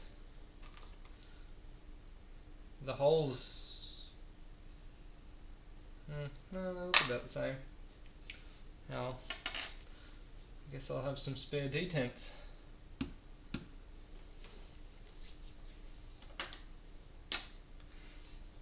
One thing it does have is the dreaded bloody the spring for the mag release catch. If you've ever dealt with those before, you know they're a real royal pain in the ass. So I'll do that now, if anyone's particularly interested in that. The trick is don't lose the spring.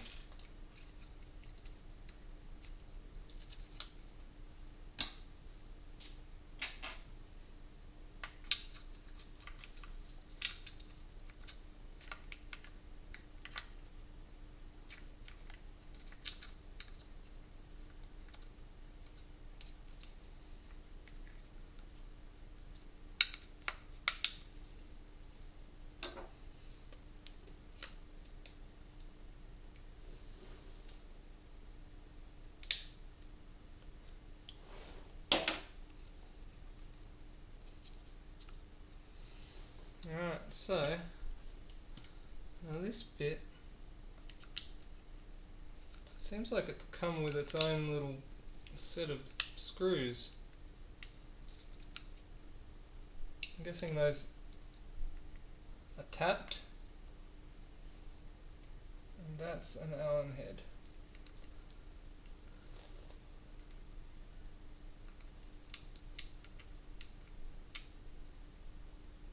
So, what are the chances of me having the right size Allen head on hand? Slim to none.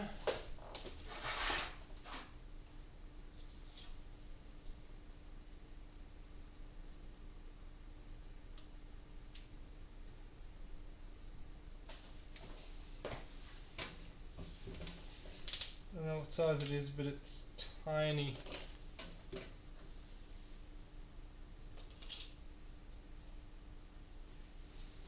wonder if it's the same size as the Grub screw.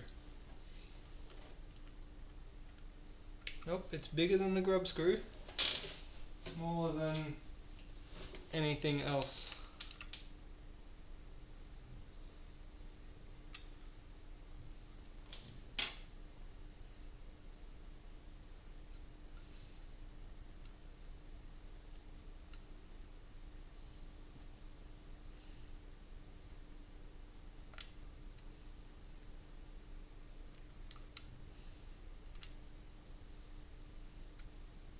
Sorry if I was off camera. Spent more time on the charging handle than the mag release. I don't find the charging handle was that much of a task. What is this? 1/16. See what sort of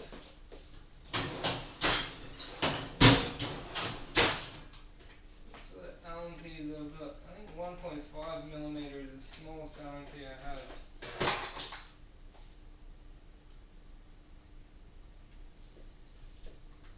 At least in that set.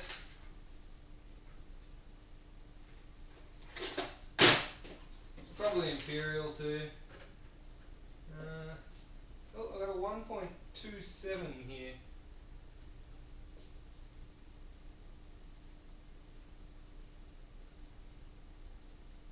Okay, so 1.27 is too small. And oh, here we go. This is, hang on, wait, what's this? This one's correct.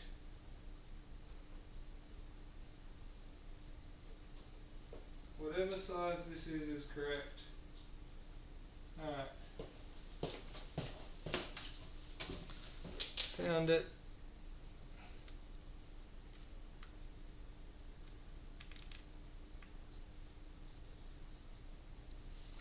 Alright, that's in.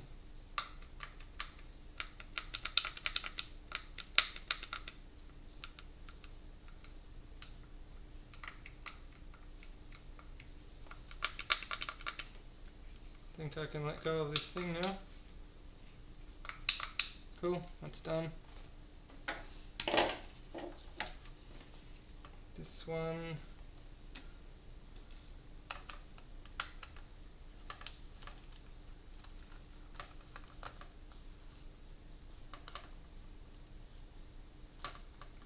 For some reason every other kit that I've had for the Vector has had two of these. Oh, this one's metal. All the metal bits.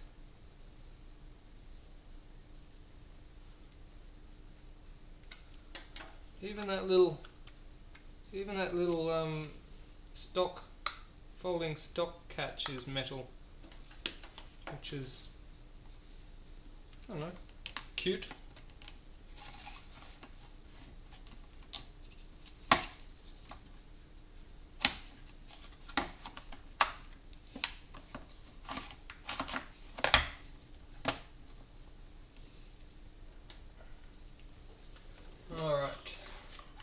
Body screws.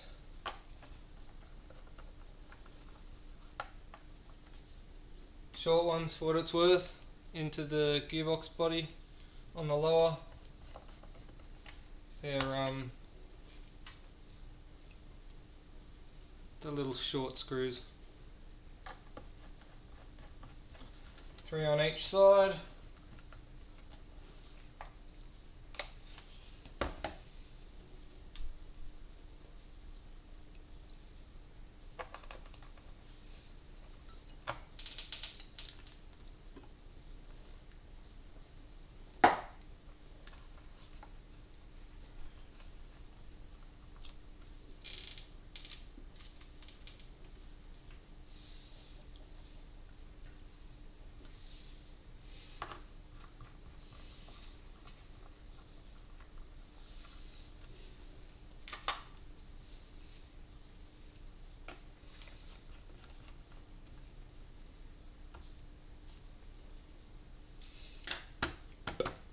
Okay, so while I'm on this back side, might as well no, actually, no.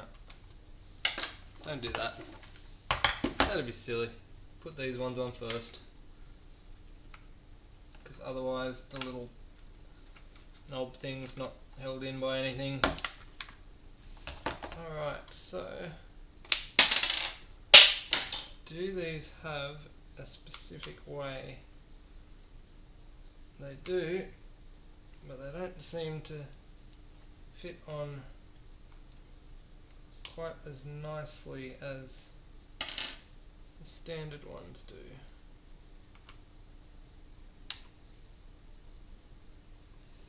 Okay, so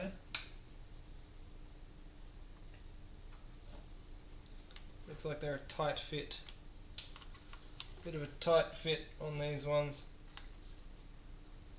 The standard ones seem to just slide on quite nicely, these ones are quite tight.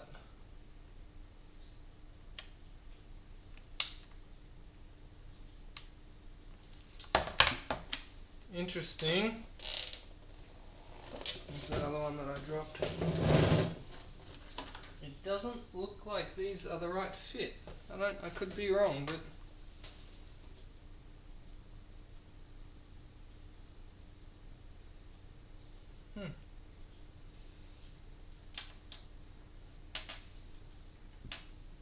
okay, so those look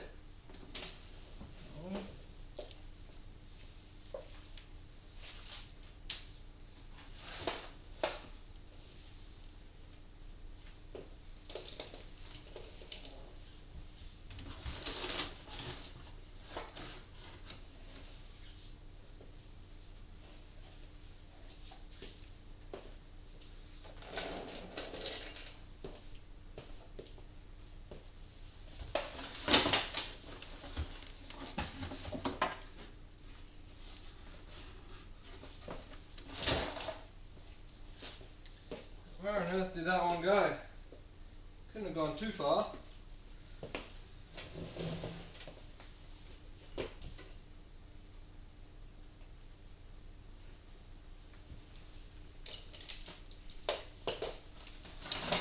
expect that it is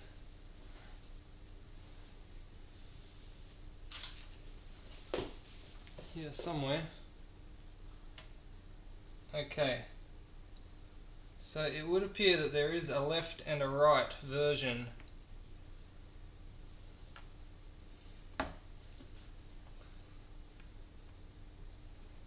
Okay, so there is a left and a right version.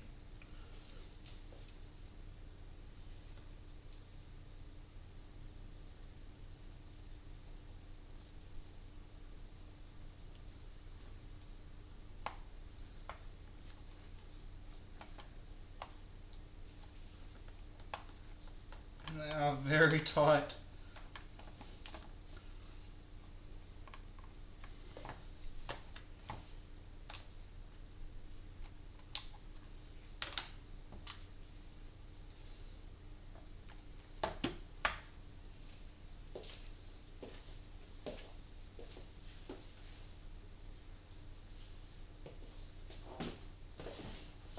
I'd love to know where that other one I just dropped on the floor went to.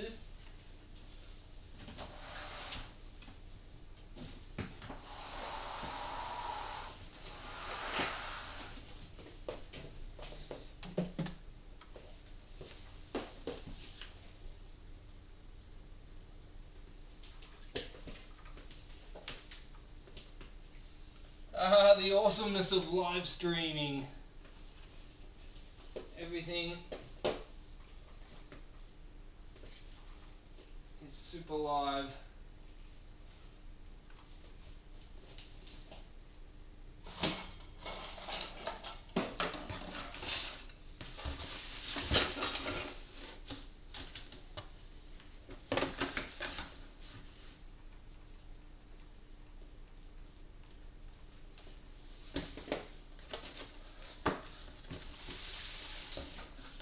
Ah, ha, it fell into a box.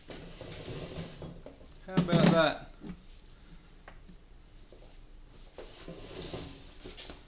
Okay, so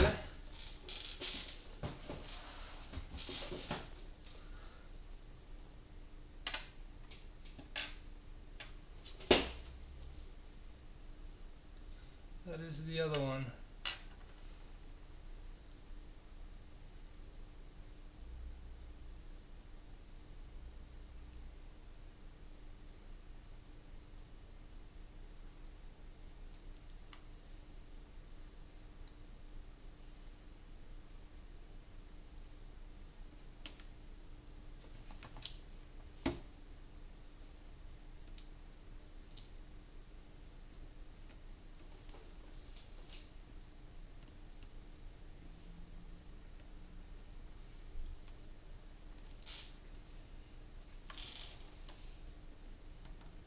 That's such a tight fit. Like uncomfortably tight. I don't like them this tight. Usually.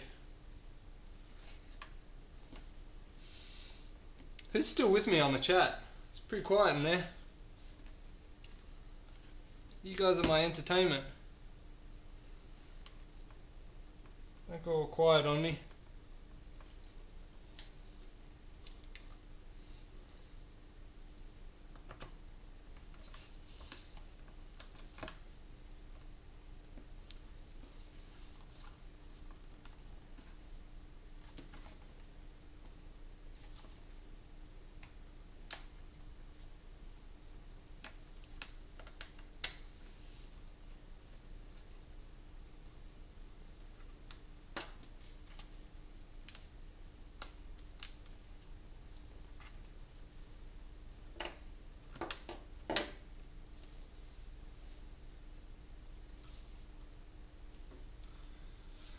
So, gee, some photography. Doing some photography. Still here. Alright. Heaps of gel ball photography.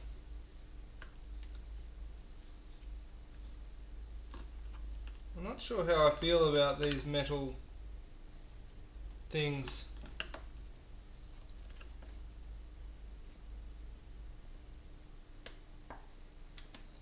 We had issues when 18:1 being too tight in the vector gearbox. No?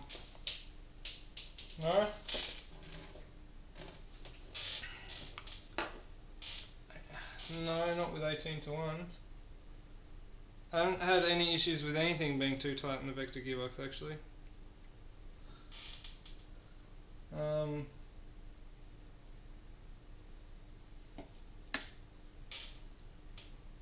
The vector gearbox, I mean it is kind of a tight gearbox I guess, but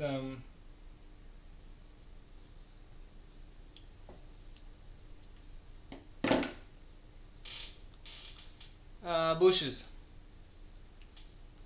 Why did I use bushes, I hear you ask?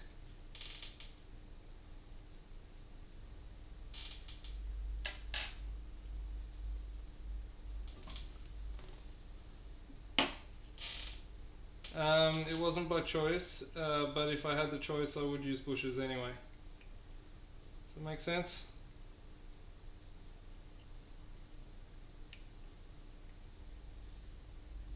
Bushes are so much better than bearings. Like, it's not even funny how much better bushes are than bearings.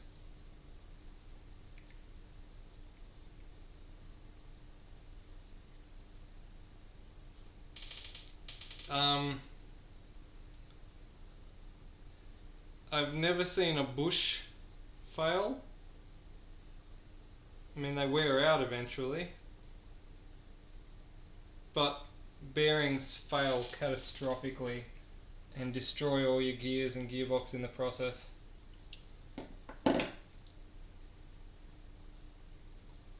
So yeah, I'd much rather use bearings. Is it bushes? Bushes, what am I saying? Yeah, I'd much rather use bushes than bearings. Any day.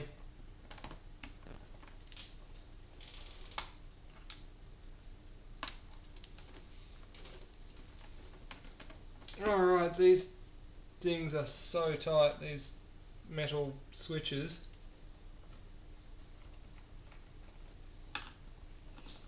really got to push them on hard.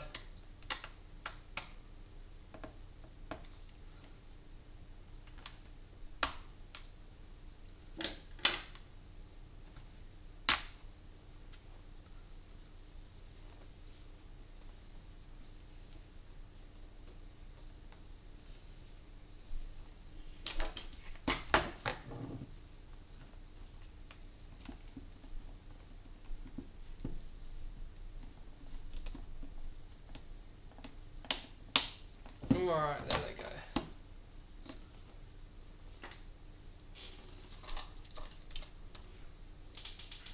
I'm also not sure how I feel about the metal detents. I mean, it's cool that they provided detents, but they're so tight that they're gonna wear the plastic out.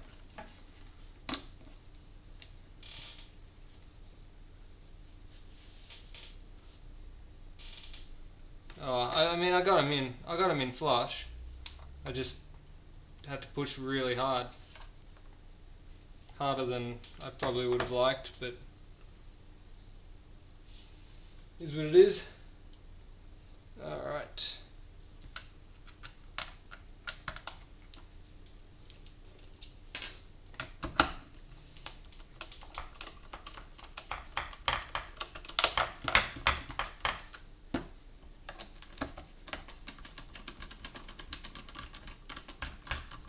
Okay. Is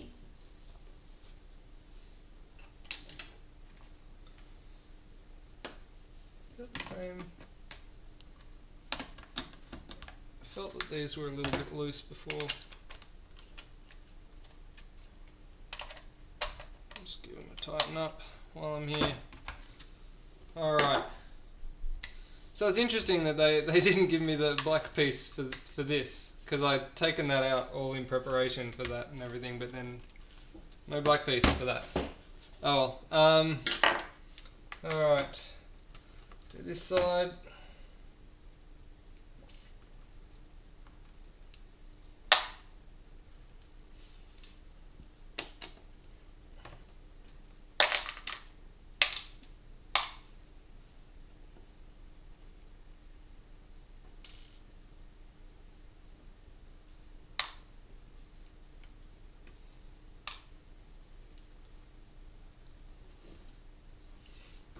You thought the metal things would scratch, so you kept the plastic ones in?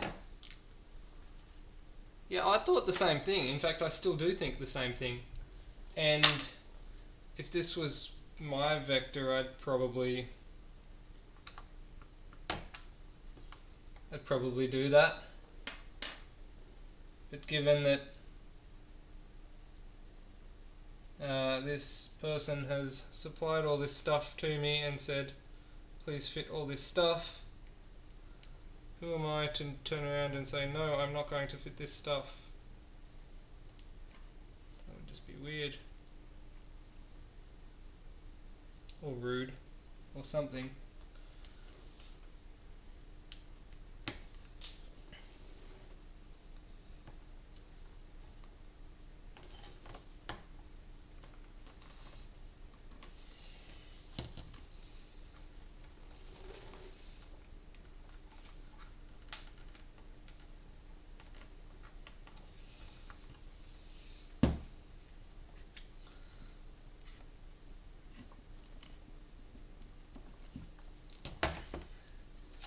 Thinking about your cloth and vice grips idea right now.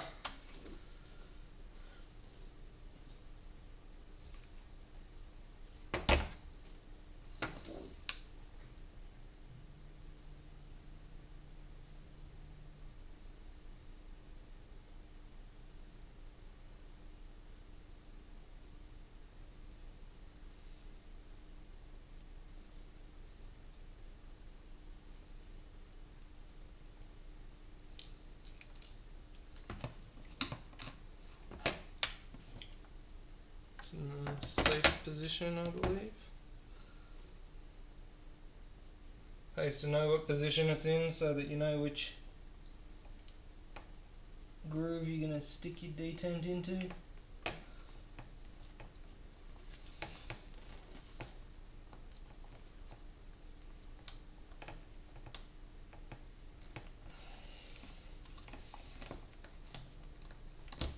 As you say,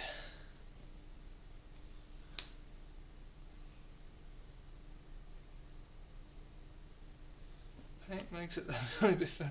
Yeah, well, that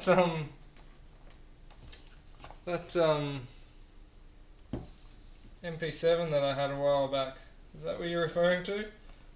The paint on that was thick. It was thick.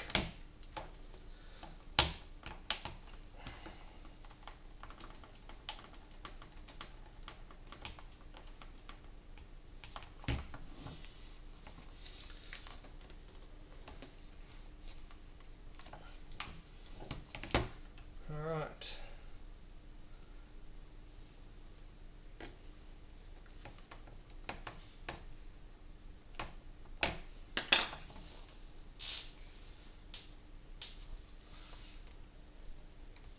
Alright, I'm about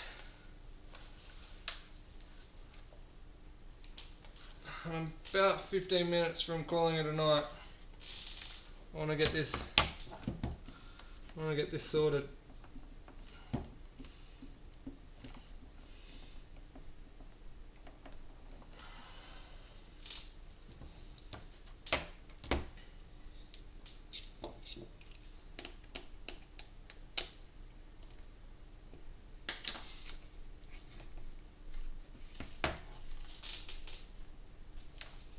These things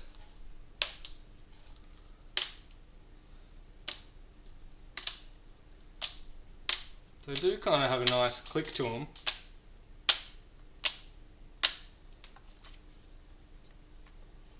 but they're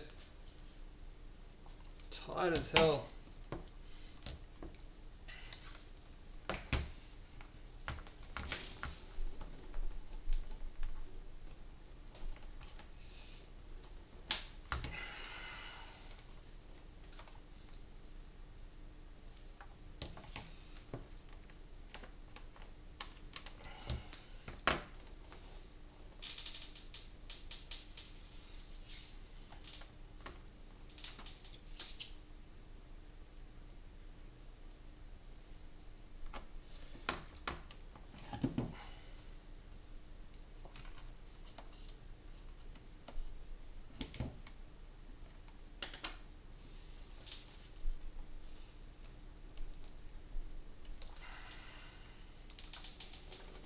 Alright.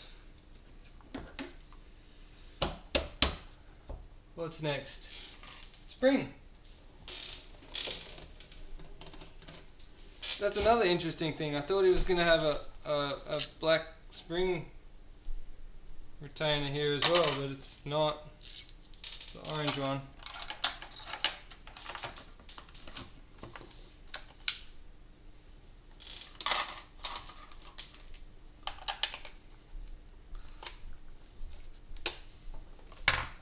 Alright.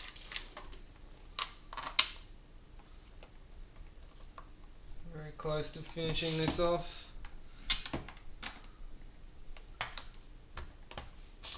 Do want to at least give it a quick burst before calling it a night.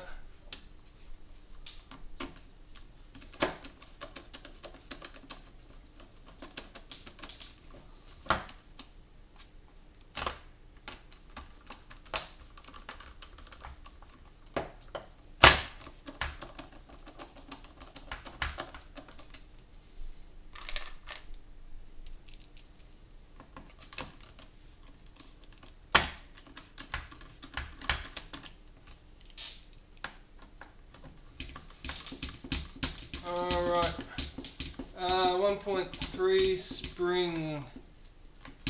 Yeah, I think so. To be honest, I didn't measure it because, yeah, it looks good on this. It looks good on this side. The orange on this side is a bit standout now, and the bottom. But I mean, the metal bits feel nice. Alright, do have the battery charged.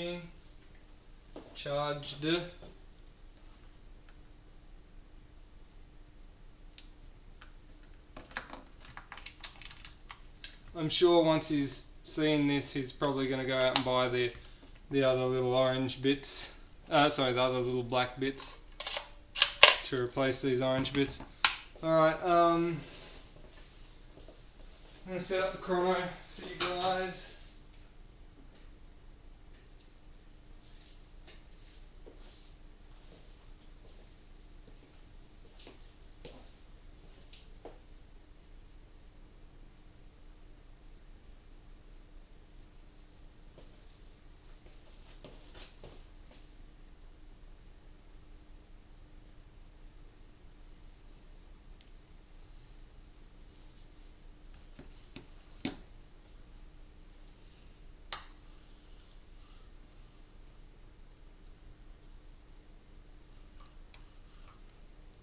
I usually lean this against something, don't I? Ah, looks good enough. Can you see that? Is that focused? Alright, good enough. Good enough, I say.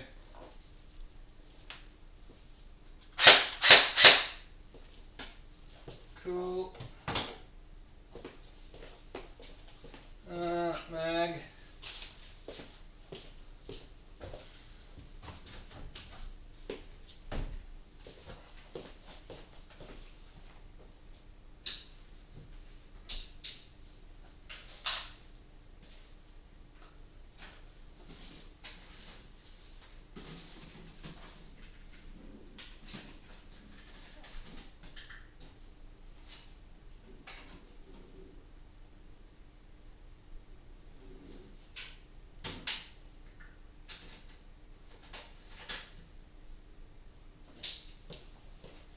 Alrighty.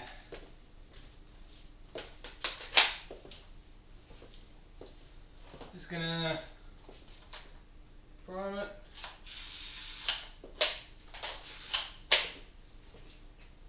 Just put a few rounds down the barrel.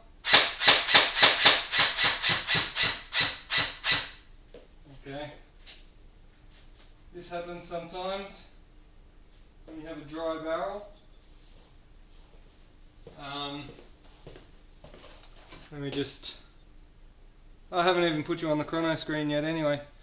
So sometimes when you've got a dry barrel,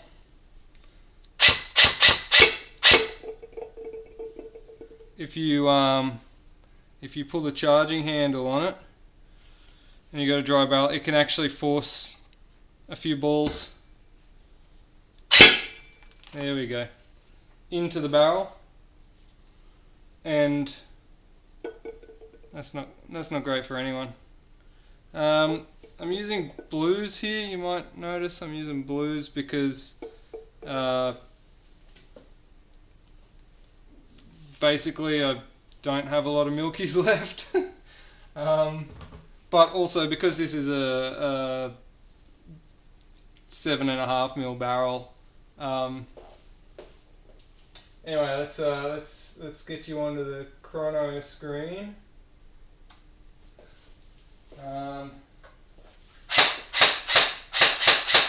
Hopefully I can get some, where's that mag?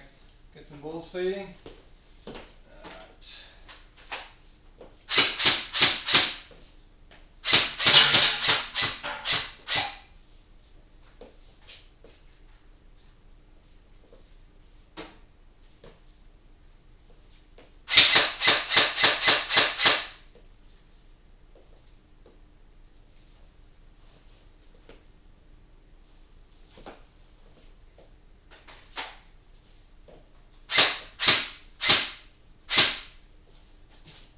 Alright.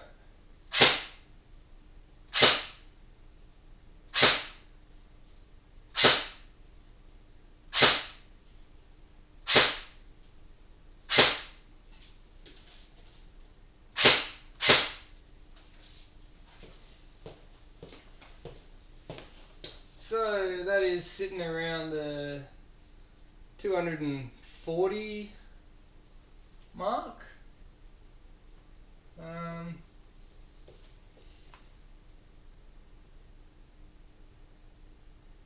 Yeah, something like that.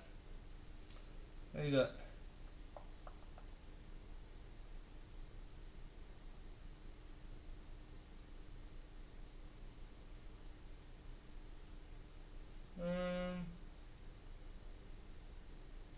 Yeah, 246,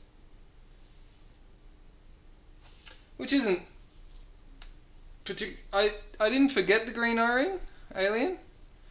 I did not put the green O-ring in because it had a brand new O-ring that seemed like it was alright to me.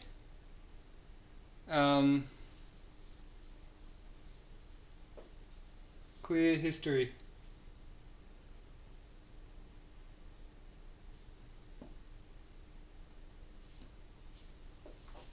Alright.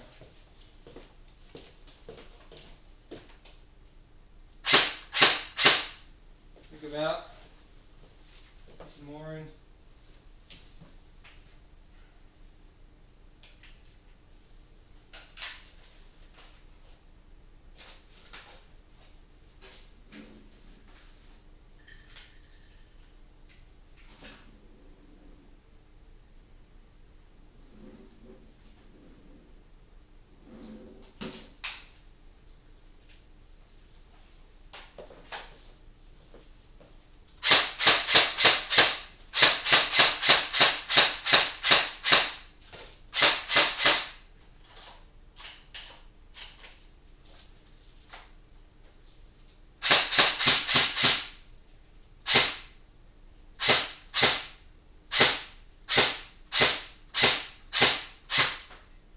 Whoa! That was an odd one.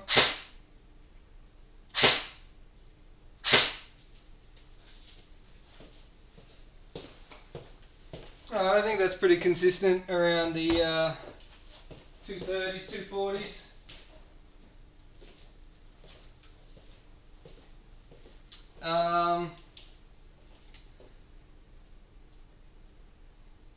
Yeah, that's pretty lame, isn't it? Like, I ain't gonna lie. Let's fix that. We can't have that, can we? Can we have that? We can't really have that, can we? Oh, rate of fire. Yeah, I didn't do rate of fire, did I? Yeah, let's do that. Alright, rate of fire.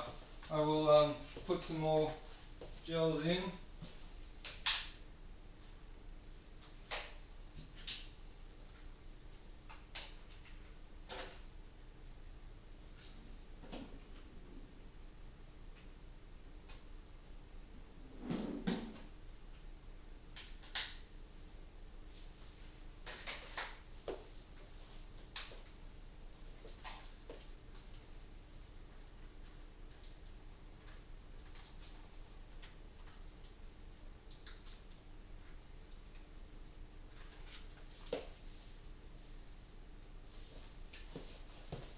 Alright.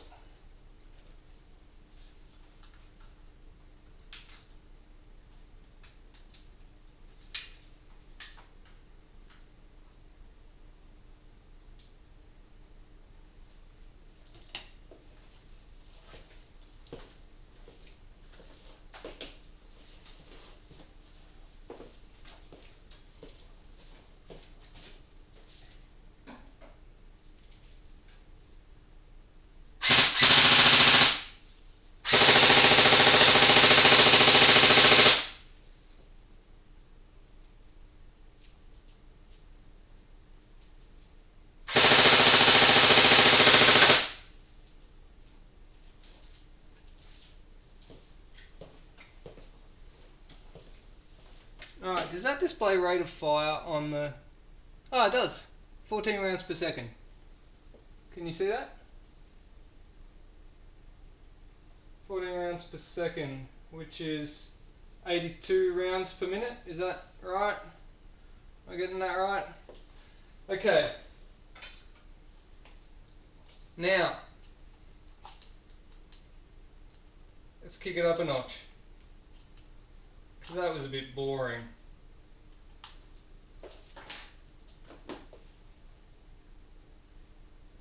going to an 11 volt battery, because really that's what it should have. That was with a 7 volt battery, guys. Let's kick it up a notch.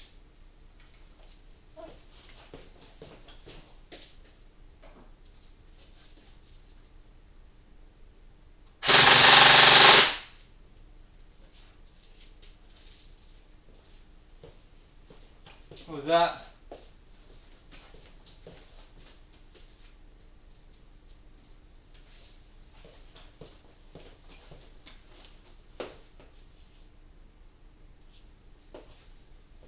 Still only 13? That was a lot faster than 13. I don't know how these chronos go on rate of fire, but it seems like they're a little bit. Let me put another mag in. See how we go.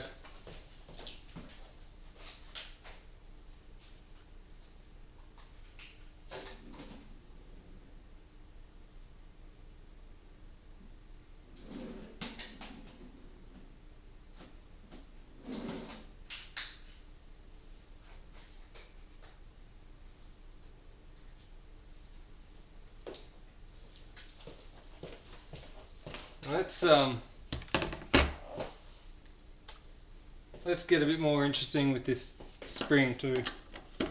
Sick of boring springs.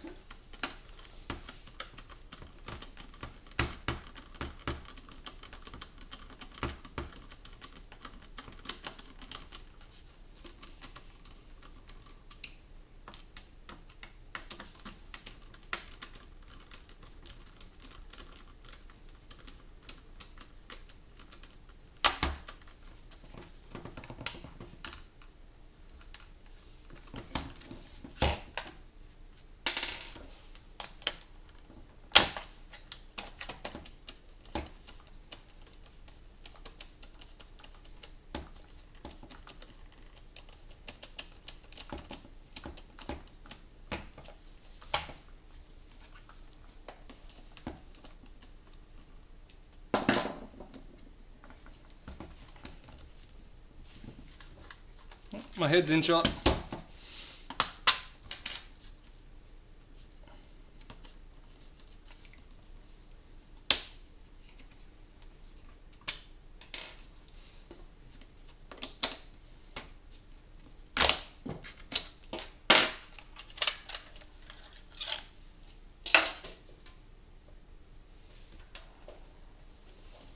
Alright. Let's get a spring that's a little bit more interesting, shall we?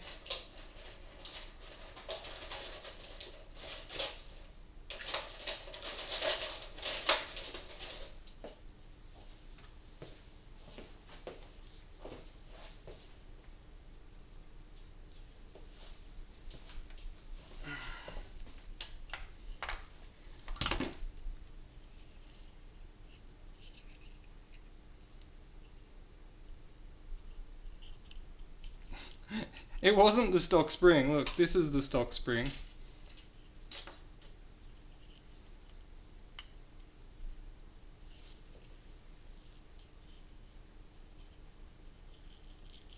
Yeah, I didn't change. I still got it set for Milky's.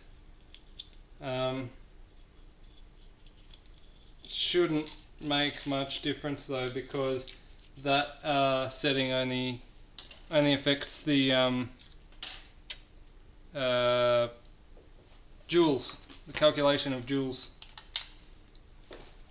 Alright.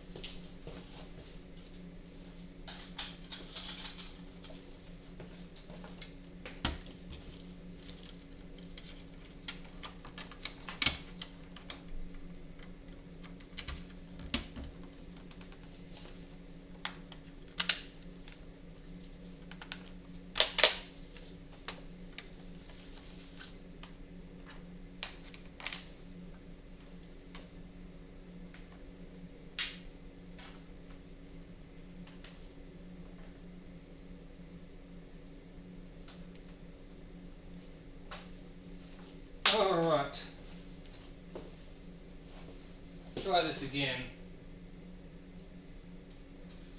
Because I want to go to bed and I want to see something. Hang on a second. I just gotta. Oh, oh.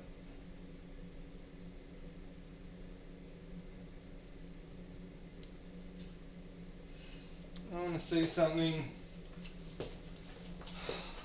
a little bit better than that before I go to bed.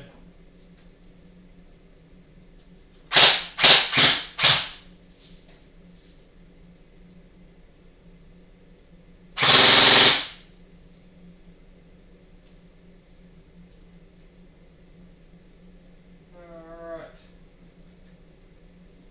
That's what I'm talking about. That's what I'm talking about. Let's see.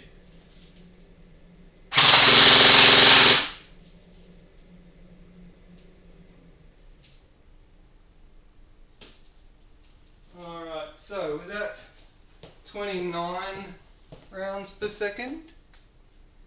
Is that right? The phone says 23, the chrono says 29. But anyway, 23 rounds per second. 276 FPS. There was a few 300s down here as well. I don't know if you can see them. 316s, 307s, 3 some. That's a better result. 1800 rounds per minute. Where does it say that? Where does it say that? I think it says that on the. It says on the chrono. It actually says 1428 rounds per minute on the chrono. It says 29. I think that's 29 rounds per second and 1428 rounds per minute on the chrono. The chrono is meant to be displaying exactly what's on the phone, so I don't know how that gets different, but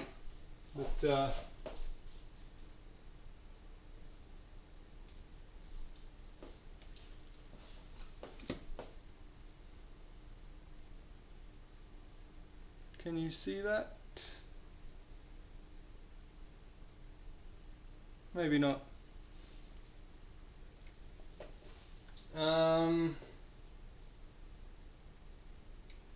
Alright, cool, whatever. That's good enough for me. That's good enough for me. I'm happy with the result, and I'm going to bed. Alright, peace out guys. Thanks for hanging in here with me.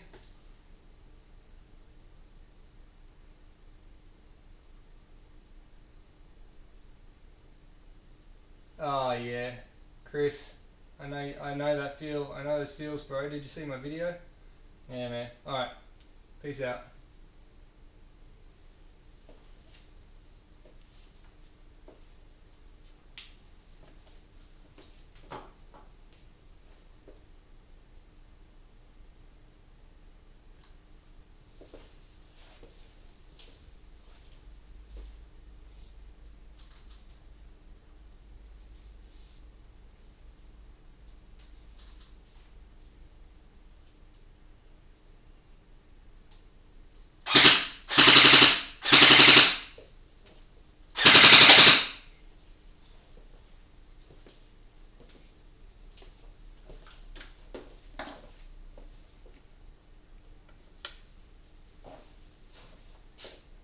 I'm still streaming. I'm still streaming. You caught me having a sneaky burst of the vector on 7 volts again. All right. Well, peace.